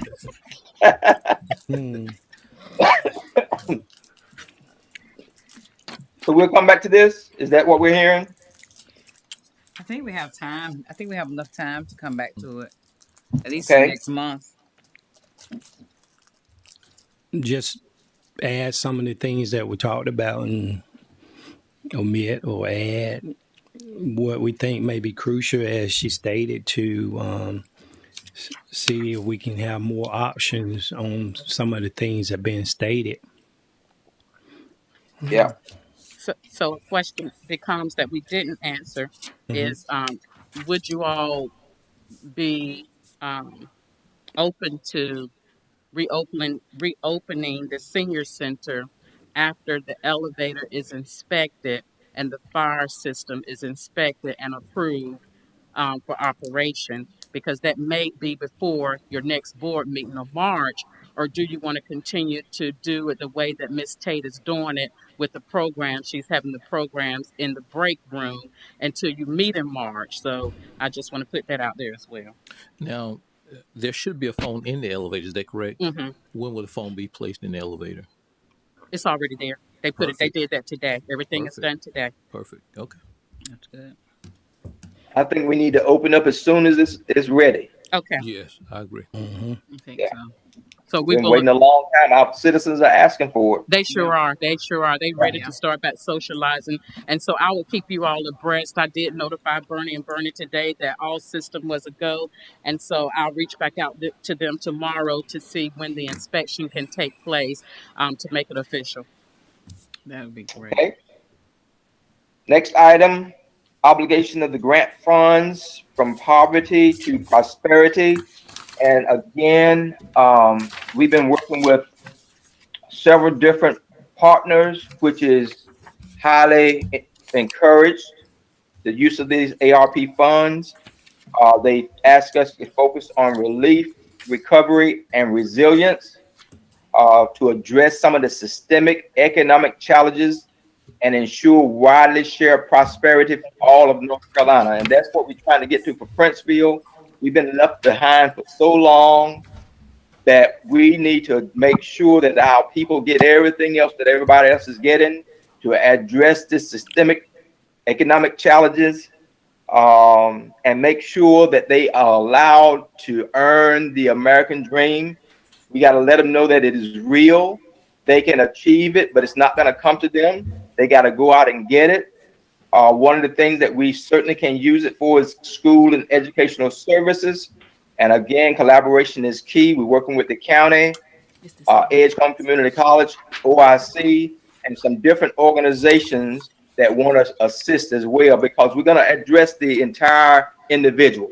We're not just going to talk about financing them, but we're going to talk about their mental health challenges. We're going to talk about their physical health challenges and everything that's going to make these individuals whole. That's what we're going to address. I get tired of our people. During this time of the year, you see a lot of Lexus cars that are not brand new, but they have 30-day tags on them, and they sound like they're getting ready to fall apart because we have not told them how to properly manage their funds. They get those dollars from IRS, go buy these cars that's going to fall apart in a couple of weeks and be sitting up on rocks in a couple of months, instead of investing those in the future. So we're trying to invest in our people to make sure that they can live a life where they can earn a career, where they can pay for a family, they can support a family. And by supporting a family, I just don't mean paying the house bill, paying the car notes, but going on a vacation as well, and having a car that's reliable. It won't be putting you down beside the road, and living in a nice house. And these programs that we're going to address will allow our citizens to do that if we address those, what do you call it? The trades, the brick masons, the plumbers, the welders, things of these nature, which OIC and ECC are currently offering, and we want to bring that to the citizens of Princeville. We're going to meet at the temporary town hall on Saturday, just to give them a look around to see if they can utilize that facility until we are able to build a facility in Princeville on the 88 acres. And what we envision is our citizens coming out of their homes on the 88 acres, walking to the campus and sitting down and learning that trade, and leaving there and going over to the grocery store, picking up stuff they can walk and take it home. But when they finish, earn that license or that certificate or that degree, they can open up their own shop, open up their own business, or go to work for somebody else if they so desire. These are some of the things that the Upper Coastal Plain Council of Government is working on with the SAES program. And that SAES means Comprehensive Economic Development Strategy.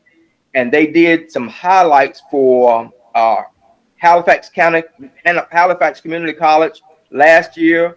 They received a $2 million grant. They are focused in on advanced manufacturing. They have a training center. They created 120 jobs at that training center. They received $19 million private investment.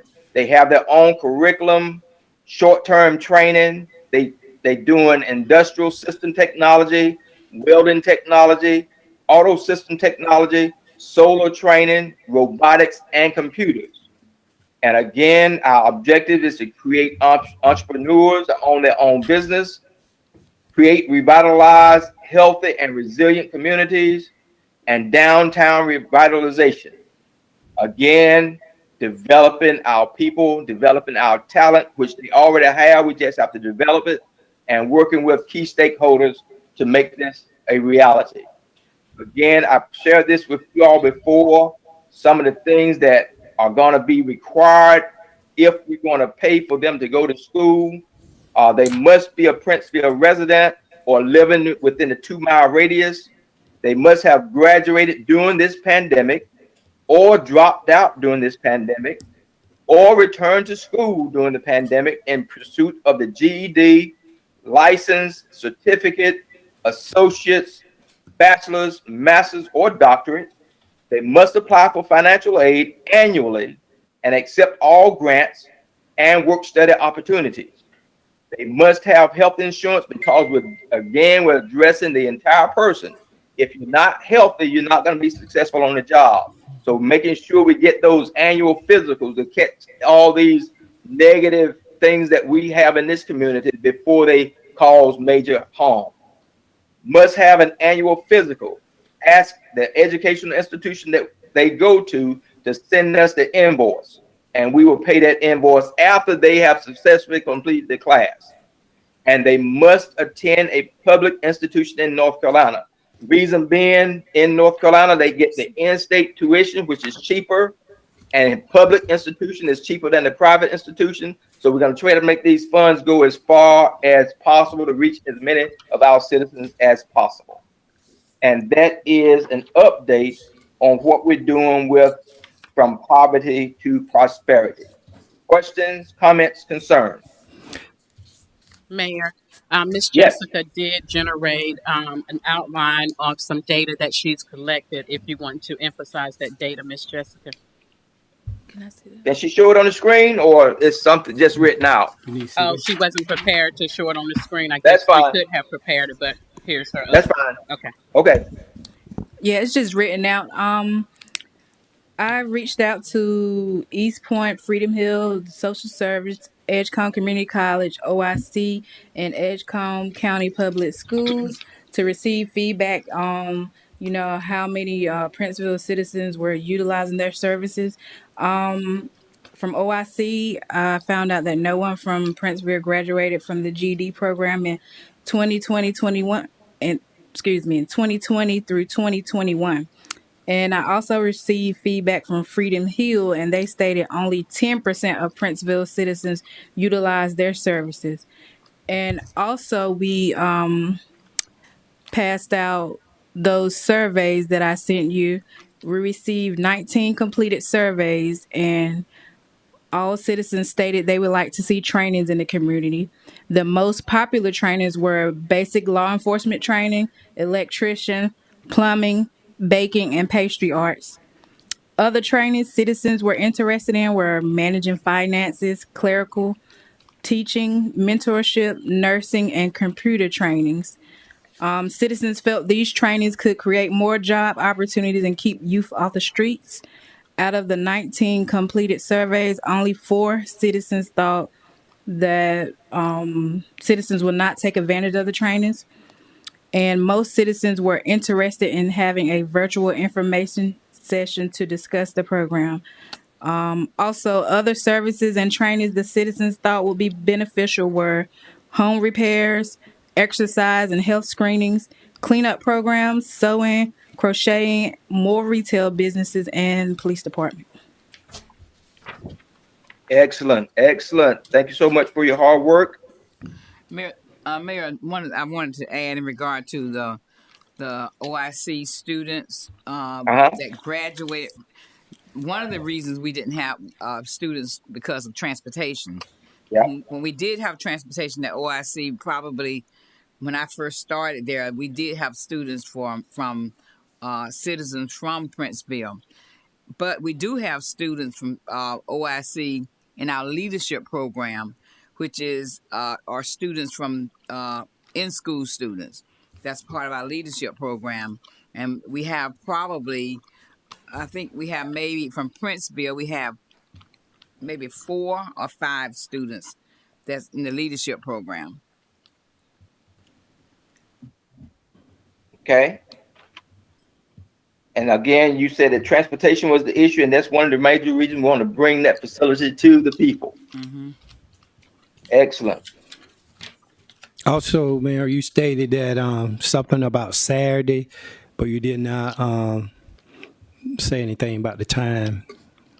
Well, I didn't because it would that be considered a meeting if we all go? Not as a gathering for official business. No, that's not official business. We just I had to pull that It's official statute. business. It would be because it's on your agenda. It's property versus a Well, project. I'm not going anyway. I would just, No. I'm just answering the mayor's question. Oh. Yeah, you would have to be very careful about that. So if we need to advertise as a special call meeting, and your location will be at the temporary town hall, if more than 2 will show up, then I think just to protect yourself, that would be the best approach. Oh, he did say town hall? Mm-hmm. Temporary town hall. Temporary. I mean, but it's no longer the temporary town hall, but the former temporary town hall. Oh, Yeah, but we're still pulling some information together, and we'll certainly bring that back to the board. As a matter of fact, we invited the Carolina Health to come with us. Have you heard anything from them, Dr. Knight, whether they're going to be there tomorrow night? They did. I was trying to prepare for this meeting, and I did not respond to Ms. Green's email that she sent later this afternoon, trying to get more information. When I depart from this meeting, I'll go on and send her the information. Okay, and this is working out extremely well because I used to work with an engineer down in Kinston, Nathaniel Voss, and we used to take young people to the Black Engineers Conference in Baltimore, Maryland each year when I worked down there in Kinston. And some of those kids that we took, they are now civil engineers. I mean, we took these kids in 7th, 8th, all the way up to 12th grade. And some of these kids are now civil engineers, doctors, lawyers. So that's the impact of just exposing these kids to these positive places and things to do. And matter of fact, they had a meeting last weekend. They invited me to come, but of course I was already engaged. But he's going to be on the next meeting just to present the proposal that he's not going to present. He's just listening this time. But I'll get all the information and present that to you all as well, because it's exactly what we're trying to do. He has some contacts out of Atlanta, and what they're doing is focusing in on mixed use housing. And that's exactly what we want to do on that 53 and the 88 acres as well.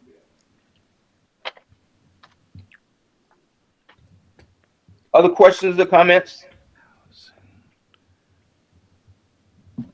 Okay. Rezoning resolution.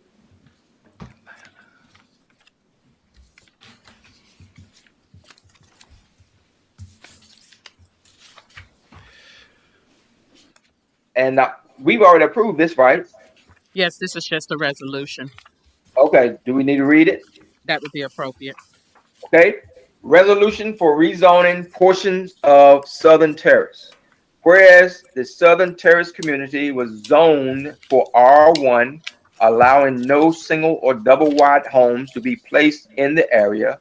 And whereas the Planning Committee met on January 13th, 2022 to discuss zoning applications and recommended the board change the zoning from R1 to R2 in the back portion of Southern Terrace, formerly known as Southern Terrace Trailer Park, to accommodate citizens asking to place mobile homes in that area where there are already mobile homes, and whereas the Board of Commissioners approved the recommendation and public hearing notices were posted on January 20th, 2022 at the Town Hall, at the mailboxes in Southern Terrace, throughout the Southern Terrace community, and throughout the community, and whereas the Town of Princeville held a public hearing on February 3rd, 2022 to gain feedback from the public on rezoning the back portion of Southern Terrace to R2, and whereas the Town of Princeville Board of Commissioners voted 2-0 to rezone the area from Clinton Street to the back portion of Southern Terrace, formerly known as Southern Terrace Trailer Park, including Lynch Drive, Newton Avenue, Webb Lane, and King Avenue from R1 to R2 to accommodate single and double wide homes in that specific area. And now therefore be it resolved that the Town of Princeville rezone the back portion of Southern Terrace to R2, hereby adopted on this 21st day of February 2022. Bobby Jones, Mayor. Jessica Rudd, Town Clerk. Is there a motion to approve the resolution? So moved. Second. And probably moved and second that we approve the resolution. Are there questions? All in favor, use the voting sign aye. Aye. Okay. Ayes have it. Thank you so much. Okay. Next item, 137th Founders Day outcome. It was an excellent outcome, Mayor and Board of Commissioners. Thank you very much for your participation. The citizens truly seem to have enjoyed the trivia questions. It was just so stimulating, and they just demonstrated such enthusiasm arriving to the town hall, calling. And it was just a great observation of community engagement to include the virtual floating celebration here on the 18th from 1 to 3, and to include Carolina Family Health Center being here to share their resources on site. And absolutely beautiful on Sunday at 3 o'clock. We had 18 on the line to for the virtual celebration. Mayor, you did an outstanding job that has lingered with me, and how you connected matters that are going on throughout the nation. No justice, no peace. Injustice anywhere is a threat to justice everywhere. You just stepped that out so very well during your presentation. And so kudos to the Board of Commissioners for supporting and endorsing that kickoff and celebration for the town of Princeville. Do not forget your $5 donation.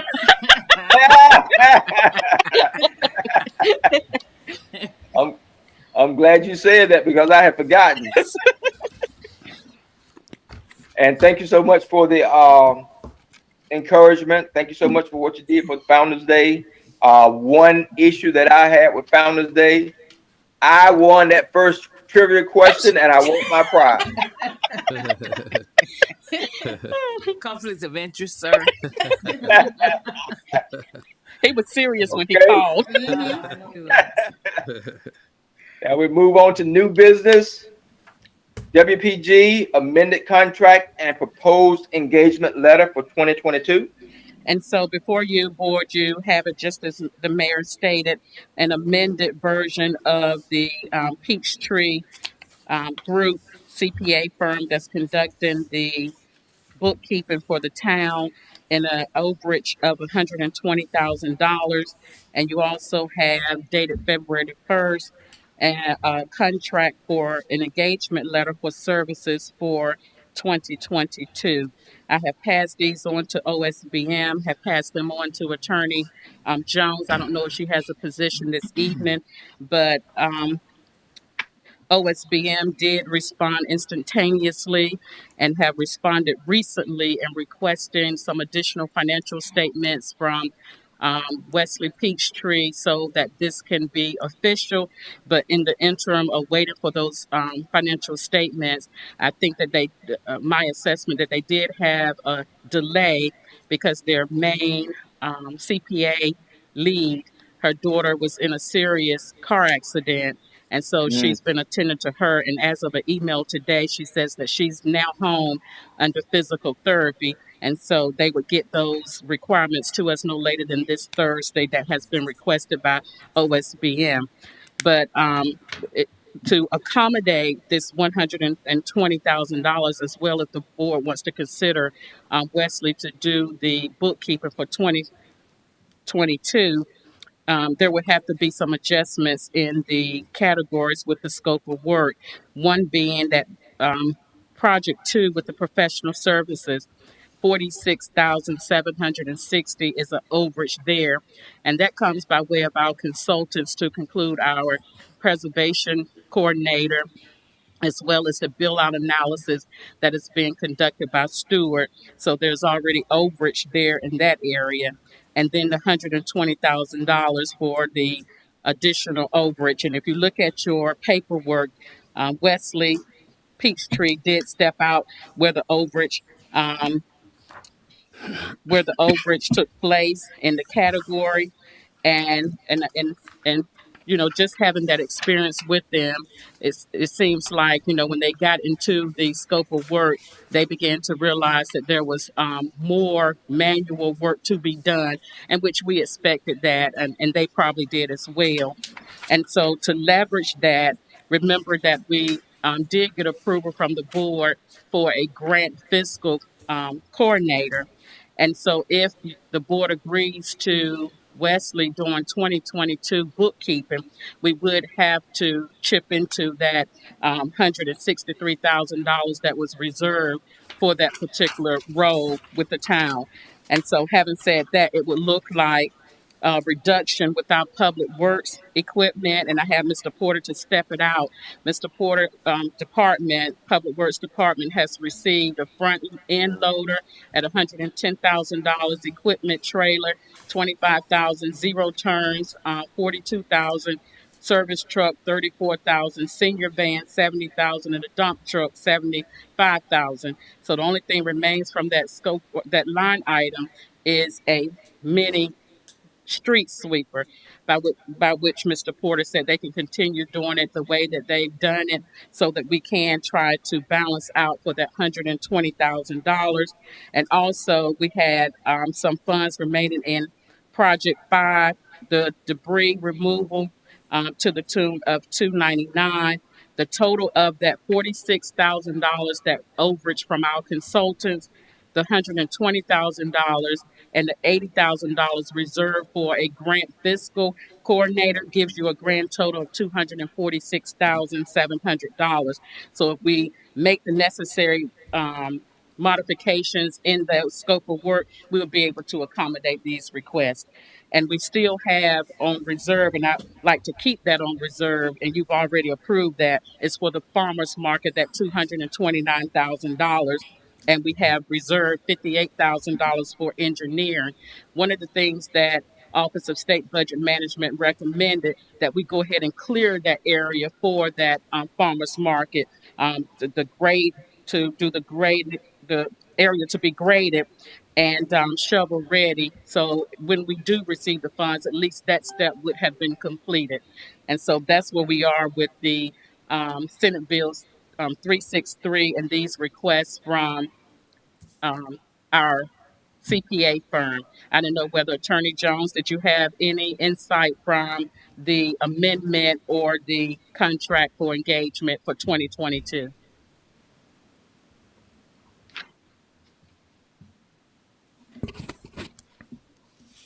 Sorry, my video isn't working very well. I reviewed everything. It looks straightforward. And so it's just an issue of whether the financial commitment was sound with regard to the board, but everything looks straightforward. And they said it's clear off the place where we're going to put the farmers market. Mm-hmm. Does that include that old house? Yes, that's in that same vicinity. Okay, so we're gonna tear that down. Yes, you have to, okay. And I think they have to do a preliminary process with Ovestas testing, just to make sure. Okay. What's the pleasure of the board? I have a question, Mayor. Yes, sir.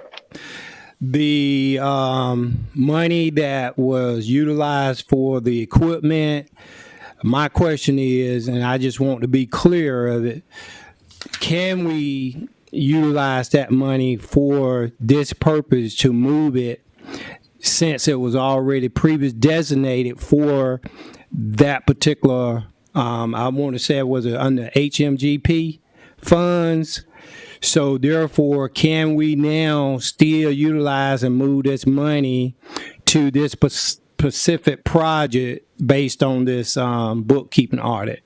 Yeah, this is not HMGP. This is our legislative appropriation funds, I know the Senate one Bill of them, 363, and it's totally up to the board, and at your discretion how you modify the report and scope of work accordingly. So OSBM supports whatever modification needs to be made, as long as it's within the limits of the funds that are remaining. In fact, I read this directly from Director Nail's email and his recommendation to the board, and I totally agree with these recommendations. The only thing that I want to have some further discussions with them about is not that we not remove or modify for the farmers market that $229,000, just in case we are able to secure some funding to bridge the gap for that $800,000, because the pursuits that Kelsey has completed with the grant, we've already included that as secure funds.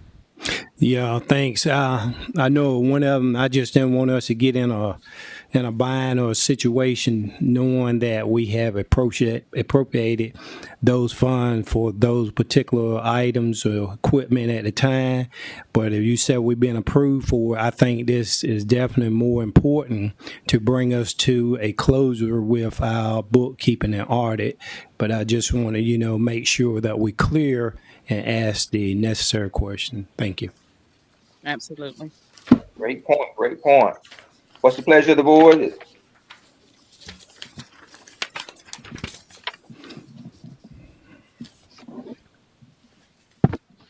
I make a motion that we follow through with the recommendations of Dr. Knight.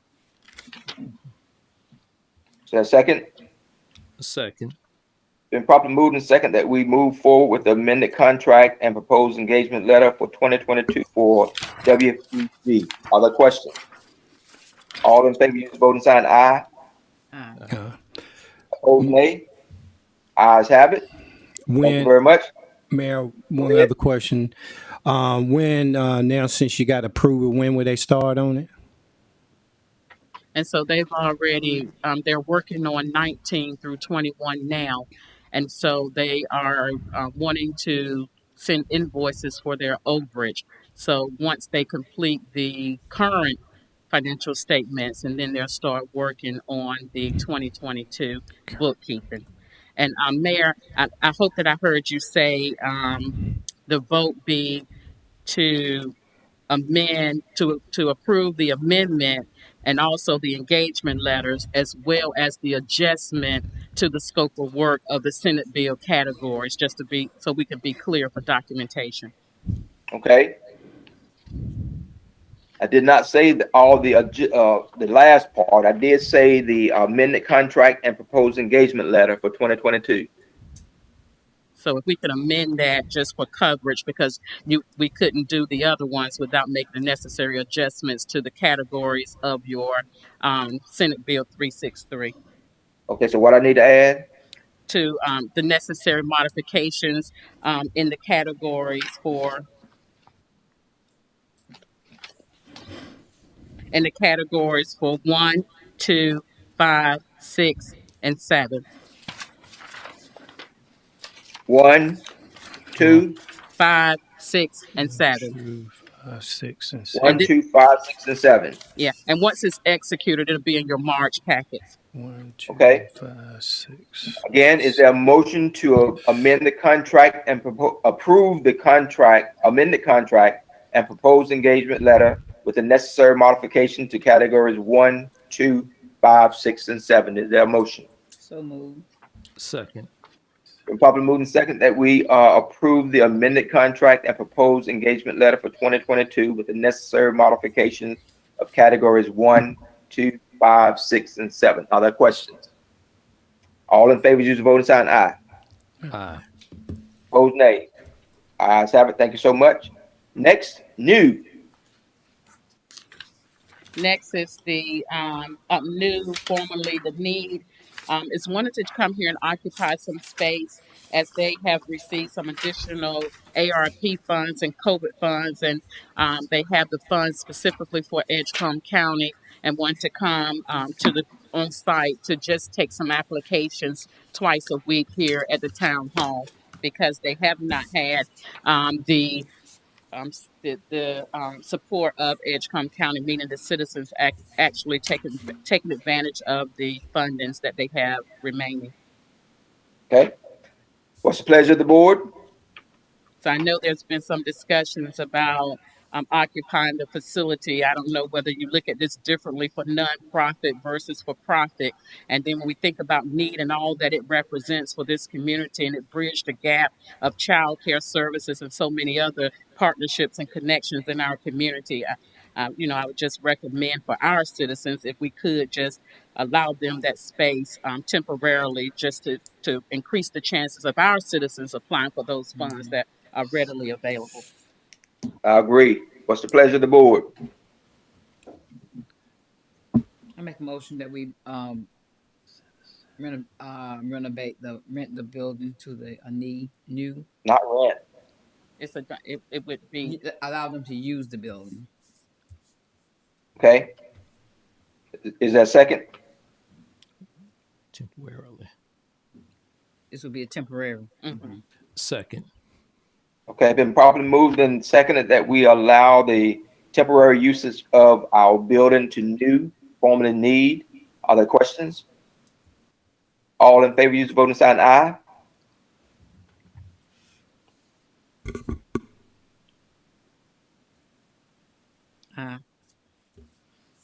All opposed, nay. Ayes have it. Thank you so much. Next, the Rural Health Services. Same thing with the Rural Health Service. I've been contacted to utilize this space to reach our Edgecombe County citizens, specifically Princeville. They provide an employment services, a nonprofit agency to reach the disabled within the community. And they wanted to come here to accept applications and to advertise to remove the barrier of transportation. And so what Miss Jessica does is look at the scheduling so that there won't be a conflict in scheduling with occupying the space here, and it won't cause any disruption in whatever the town operational services that we have transpiring. And so again, I would recommend that, for our citizens, because we did have a gentleman, as you heard in the public comments, to talk about his disability. So we want to reach that population, that targeted population. And what area are you going to be using? With probably the break room. We have the break room, and we also have the law enforcement side. But with that door, we're more focusing on the break room, so it can be uninterrupted. If they need to take applications, at least they can have some privacy in this part of the building. They want 2 days a week as well. They didn't mention how many days, but Okay. I would think that 2 days would be appropriate, and it wouldn't cause us any interruptions. Okay. What's the pleasure of the board? I got a question, Mayor. Yes, sir. When you say health service for the disabled and take an application, what kind of service they going to provide for the disabled? They have an employment service program. Employment that they get those who are disabled, gainful employment programs. All right. Thank you. Mm-hmm. And you said this will be specifically for Princeville citizens? Edgecombe County. Edgecombe But County. that they would Okay. focus specifically on Princeville, but they wouldn't turn anyone away if they came from an area in Edgecombe Mhm. County. Is this not something that the health department does? They not provide this type of service already, or this is something different? I don't know whether the health department provides this service. I would doubt if the health department provided an employment service program. So it's more like these nonprofit programs would be more suitable to provide this type of service. When you talk about the rural health center, they try to bridge the gap of disparities in rural communities such as Princeville. And so this would be another instrumental program or service for citizens to come into the town hall, complete the application, and get the services executed if they're looking for gainful employment, which may be difficult if they're trying to take the lead themselves with a disability. Thank you. Mm-hmm. What's the pleasure of the board? Make a motion that the use of that our rural health center be allowed to use the facility temporarily. Health Is there a service. second? Is there a second? Second. It's been properly moved and second that we allow rural health services to utilize our facilities temporarily. Are there questions? All in favor, use the voting sign aye. Aye. Opposed, nay. Ayes have it. Next, Canita High School reunion. So you have before you Canita High School reunion, seeking your support, Board of Commissioners, Town of Princeville, for an ad. Their 50th anniversary Memorial Day weekend for their 50th anniversary. What's the pleasure of the board? Mayor, I would like to recruit myself from voting on this matter because I am a part of the Canita alumni. Okay.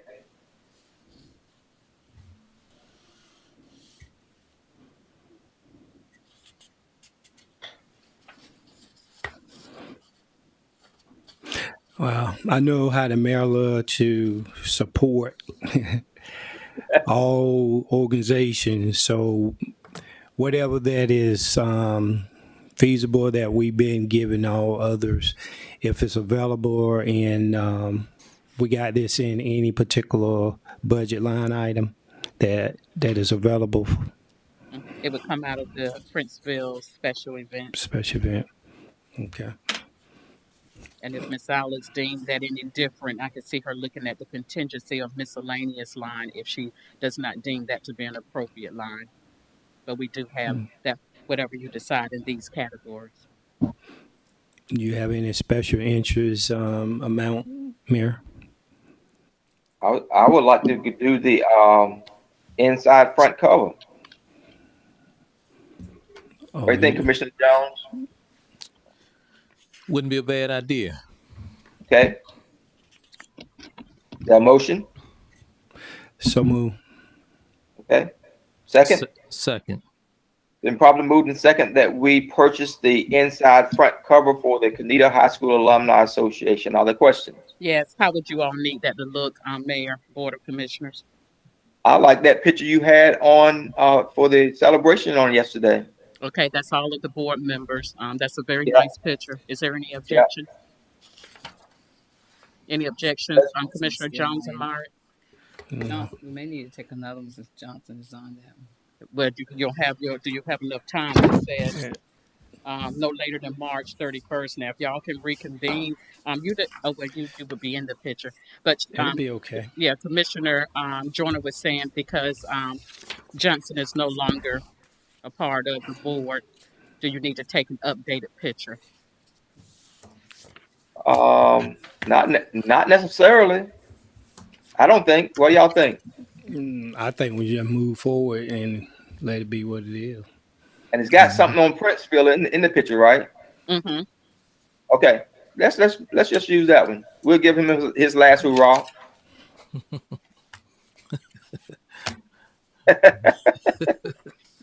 Did we carry out the vote? No, that was a question. Okay. All in favor, use voting sign aye. Aye. Opposed, nay. Ayes have it. Thank you so much. Okay. Juneteenth parade. I'll yield to Mayor Pro Tem. I am a part of the Juneteenth committee in Rocky Mount, and this year we're having given the fact that Juneteenth has been deemed as a holiday, we're having a Juneteenth parade. I was asked to ask Princeville if they will be interested in riding or however we want to show forth our support to Juneteenth in the parade. The parade will be June the 17th. It's a Saturday? Yes. No, yes, Saturday. At what time? It will begin, I have to find out. I know it starts like in the morning at 5. Is it June 17th? Let's see. Yeah. That's a Friday. June 17th. Yeah, it is Friday. I'm sorry. Yeah. It's Friday? 5. Mm-hmm. June 17th at 5. Okay. Friday. Again, we're talking about collaboration. I think this is a good idea to get some exposure for the town of Princeville. I think we should ride in the mobile museum. Mm-hmm. Mobile museum. Take our mobile museum.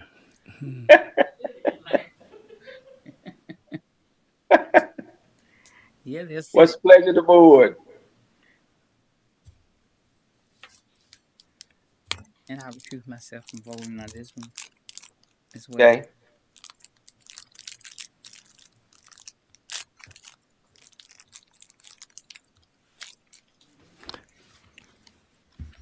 I make a motion that we participate in the Juneteenth parade on June the 17th, 1700 hours. Is that second? Second. Been probably moved in second that we participate in the Juneteenth parade, June 17th, 1700 hours. Are there questions? All in favor, use the voting sign aye. I do got a question since you mentioned it. I know we Okay. have plenty of time to ask or formulate this. You talking about transportation wise. So are we talking about, are you going to have something available, a float or something for us to ride on, or do we, get our own vehicle, or do we ride on the whatever? How would Good that point. look? How would that look? Good question. What do you think, Mayor Pro Tem? Or we could think about it later. Yeah, we'll think. I'll put some thought. We'll. Next month, you bring it back to the board. There'll be March, April, May, June. We have plenty of time. I can do it Okay. March. Mm-hmm. She said she'll do a March, Mayor, March. for transportation wise. Okay, sounds good. 6, summer outdoor activities. Yes. Given the fact that our park is not up just yet, and I'm not sure when it will be available to the citizens, and just to try to get some activities going on in the community to involve, especially our youth, and even everybody. I was thinking it would be how exciting it would be to each, at least monthly, have an outdoor activity, perhaps on Freedom Hill, or somewhere in the community. We make a reach out to entities like Boys and Girls Club, the Freedom Organization, to help pull these things together, different facets, so that we can have some outdoor activity during the summer or in the early spring, probably during the summer, to just make it enjoyable time, so that we can show that we are really still reaching out to our citizens. So I thought that would be an idea that I would like to present to the board. Just get some feedback on it. Nothing that we have to vote on this evening, but just a point of giving some thought to it. You did, I in think fact. that's No, sorry. Go ahead. Go ahead, Go man. ahead. No problem. You did, in fact, say Freedom Hill, or just something that maybe collaborate also at the park, just Is the that park central available location. for activity, Dr. Knight? So, when you think about one thing, that's one thing that we've been working on, Mr. Porter, behind the scenes, trying to reenact the football league and the softball league for that field, but we've been waiting on reseeding, and so you can still carry out activities in that football field until the reseeding is done. So one thing that I saw was very instrumental in the community that Mr. Porter has been looking into is connecting with Higgs and the other ones who manage the Little League teams with prioritize, even St. Luke, when we partnered earlier on, to rebirth that activity in the community. And that field can be utilized for different activities to include football, softball, baseball, soccer, tennis. So that's what, one thing that's been on our agenda for about 2 months now is how we can rebirth those type of activities in the community. So it would be in alignment with what you were mentioning. And it would be really exciting. I think I'm not sure how long ago it was. I know back, Alice Johnson was saying that her dad used to play on a Princeville softball team. And I was thinking it would be real exciting if we could bring that team back, maybe get some of the gentlemen or some of the ladies in the community who would be willing to pull that together and come up with the old school. What I can't remember the name. She did tell me the name of that team. And if we could just recreate that, just to bring some, and could have the competition between the citizens of Princeville, the young people especially. I agree wholeheartedly. We need to get our children involved in something productive, positive in the neighborhood. Yeah. Of course, we can always partner with Princeville Elementary School that goes up to the 5th grade, and getting information filtered to their parents so that we can engage them in the process as well. Yes. Okay. Number 7, Ward 1 vacancy. I'll yield to you, Mayor. Well, I just received a text message from Commissioner Johnson, said he would no longer be participating as a commissioner.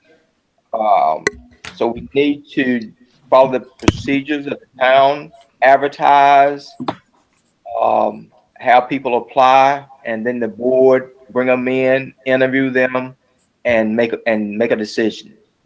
I've already received. Where is Walter Street? It's off of Snowden, isn't it? Is that Ward One? It is. It is. No, it's I not think it's Ward Ward One. 2. No, it's definitely not Ward One. I'll give Okay. you the street listing. I'll in the advertisement. I'll be sure to include the specific streets. Okay.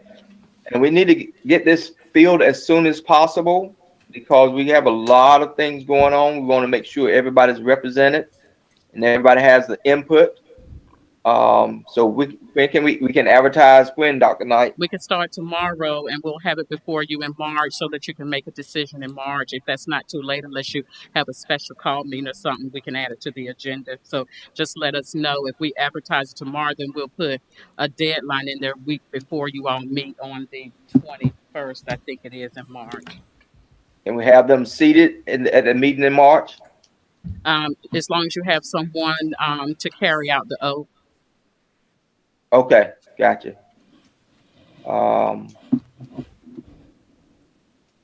What do y'all think?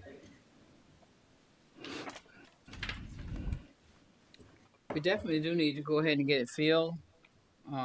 If Dr. Knight is ready to have it up and running tomorrow, I say we go with it. Go with it. Do we need to wait until March to sit somebody or call a special call meeting?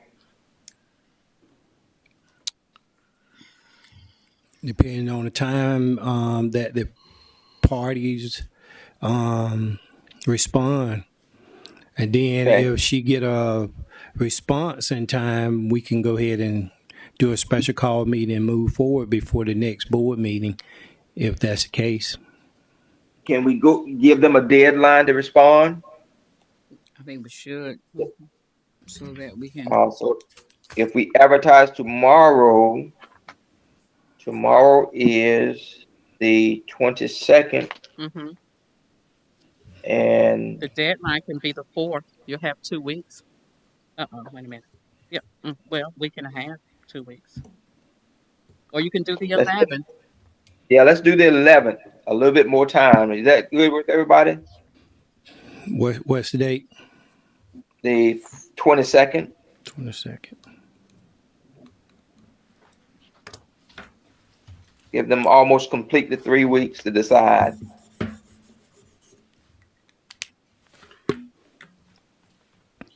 And Mayor, I would encourage you all to take a vote on whether you accept Commissioner Johnson's resignation, just for preliminary processing.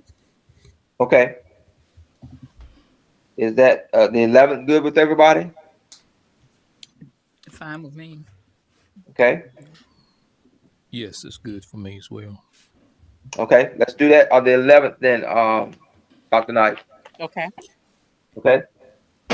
Is there a motion to accept the resignation of Commissioner Johnson? So moved. Second. Been properly moved and second that we accept the resignation of Commissioner Johnson. Are there questions? All in favor, use the voting sign aye. Aye. Opposed, nay. Ayes have it. Okay. Next item, the tree on the museum parking lot is having some issues, especially when the wind blows. Big limbs are falling down now, hitting cars, and God forbid if it hits somebody when they walk, reading that little podium out front. So can we make a decision to take that tree down? That tree is kind of a historical tree right there in that area. But if that's what the board decides, is it any way possible that we can keep that tree maintained in that area to remove those lower limbs, or do you think the most appropriate step is to actually remove it? I think the most appropriate step is to remove it. It's a danger at this point. Oh. Limbs been falling right regular. Yes, sir. Yeah, hitting the guys' cars. That's why you see most of the cars on the opposite side now versus where the guys normally park at. So most of it is dead. Right. And then you think about for that area, you know, the board had at one time had a discussion for that to be a tourist area. So that the fire department would be leaving, going to the 53 acres as well as the public works department. And so that area would be freed up anyway for that removal. Right. And then we looking at the funds. It's probably going to be about $800 to probably move that tree. I'm roughly estimating. Sam Perkins, he would give the town a break and move it maybe for maybe $500 or $600. He do all of the tree work within various parts of the community. He did a lot of it in Princeville as well as Tarver area. This is one of his specialists if we looking at somebody to move it. But whoever that we can get a reasonable, price on, I think that would be good. We have to do a bid on that, Dr. Knight. It depends on how much it is, but that would be my recommendations is to put it out there and see what type of quotes you get on the removal of that particular tree. Can that wood be used for firewood? Yes, that's some good firewood. You need some? No. What I'm saying is we can, whoever who cuts it down, they know they can sell it, so that cut down the price for us. Yeah. Go ahead. I'm sorry. No, I'm thinking of firewood. I know it's getting late in the evening, but that was, thank you for bringing it up, Mayor. That was one of the inquiries that the former Commissioner Bullitt made, is if we can do that on the 53 acres, is to go and sell that wood on the 53 acres. I had never thought of that, but when you just said that, it came back to mind that he said, you might as well make money. That's what people generally do when they clear those lots is sell the wood.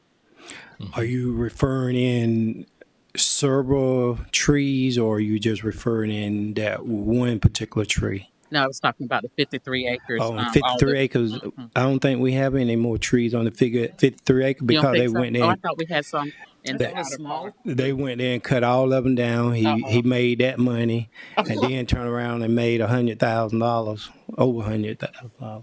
So that's out of question. But I thought y'all were just talking about the tree at the museum, and I was going to share because we ran into the same problem because I did help pretty much with cutting down some of the trees in the community.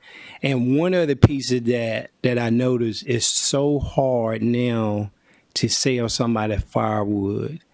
They want you to pretty much give it to them. I even went down to my mom's house and cut down 2 trees, and nobody wanted to buy it. I said, you know what? I tell you what, just tell them come get it. And basically, the man, he was there that Monday and loaded up. I told him to come and cut the other part of the tree. I don't have a power saw. I don't know nobody that will be able to do it. So people just don't want to pay for wood. Yeah. Free.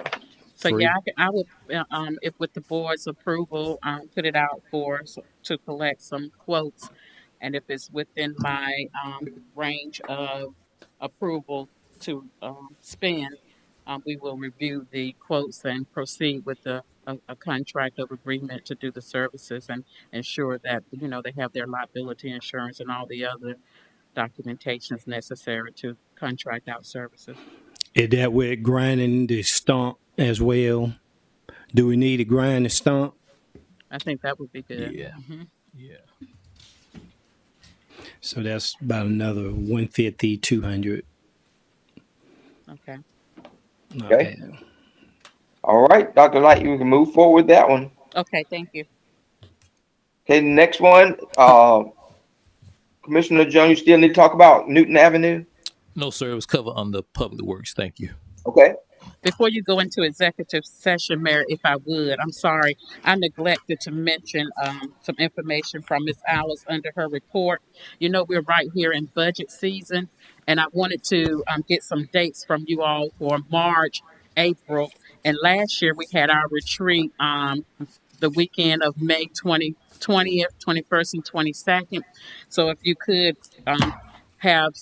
we want to have some budget sessions starting in March, next one in April, then have our retreat in May to include ongoing budget discussion so it can be ready for approval in June. We want to be proactive in this year. Okay.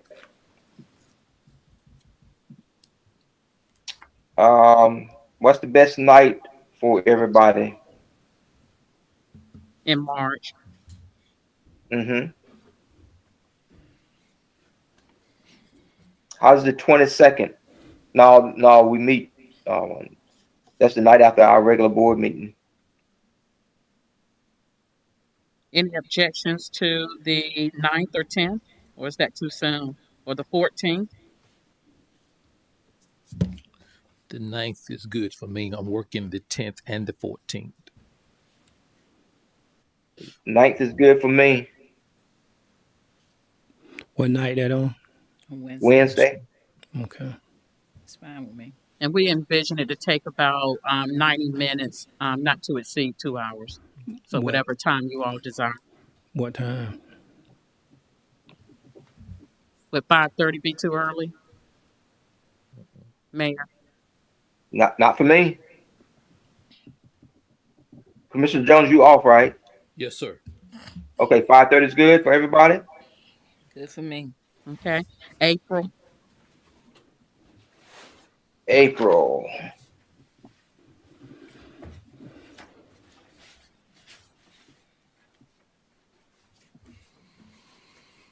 How's the 5th? It's good for me. Everybody's good for the 5th? Let's see. That's on a Tuesday. 5:30? Okay. 5:30, and then we had the retreat the week of the 20th. I don't know whether you all wanted to do that. We were thinking about maybe, take a different approach this year, just a cost-saving approach, maybe a Saturday out of the month of May to start at that morning and on into the afternoon to conclude about 5, if not earlier. So, that was our recommendation as we brainstormed over the expenses from last year and just have it catered so no one would have to leave the location.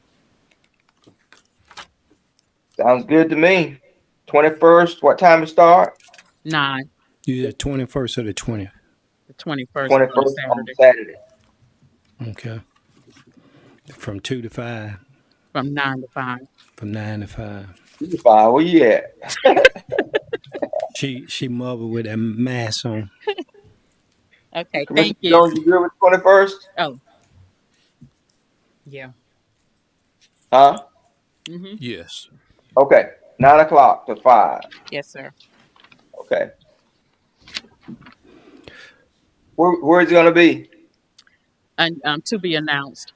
We were thinking about the same place where we had the FEMA meeting many years ago at the OIC location. So we have about 3 or 4 ideas of locations that would be cost saving. So we'll get back with you to place to be announced. All right, sounds good. Mayor, before we go in closed session, let me mention 2 things right quick, please. Okay, well let's do your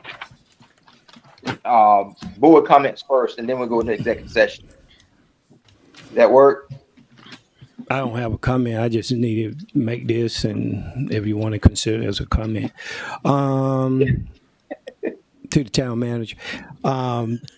If you look at the Heritage Park building, it have a lot of build-up algae on it. It need maybe we can get the public works guys to pressure wash and clean it. And also, is there a deadline or time frame that we need to install the new exercise equipment? No, it should be, as I mentioned early on, the ETA is in May. So May. And we would work with the vendor for installation. Okay. Gotcha. That's it. That's it? Okay. Board comments?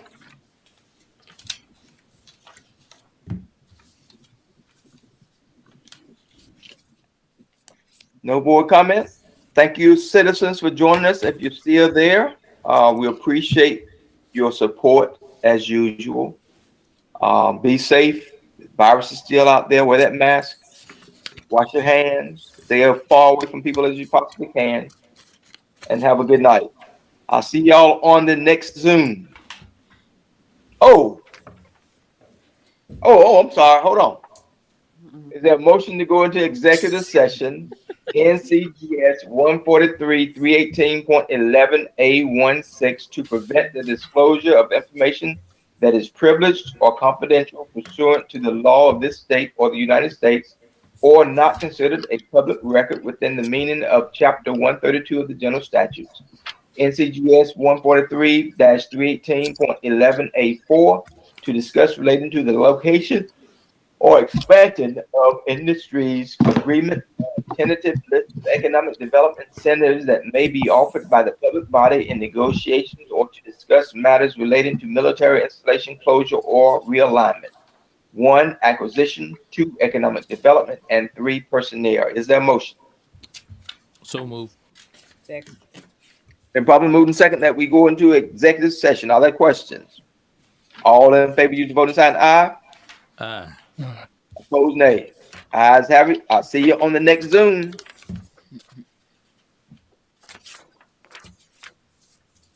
What was that date in April? The date in April is April 5th. Okay.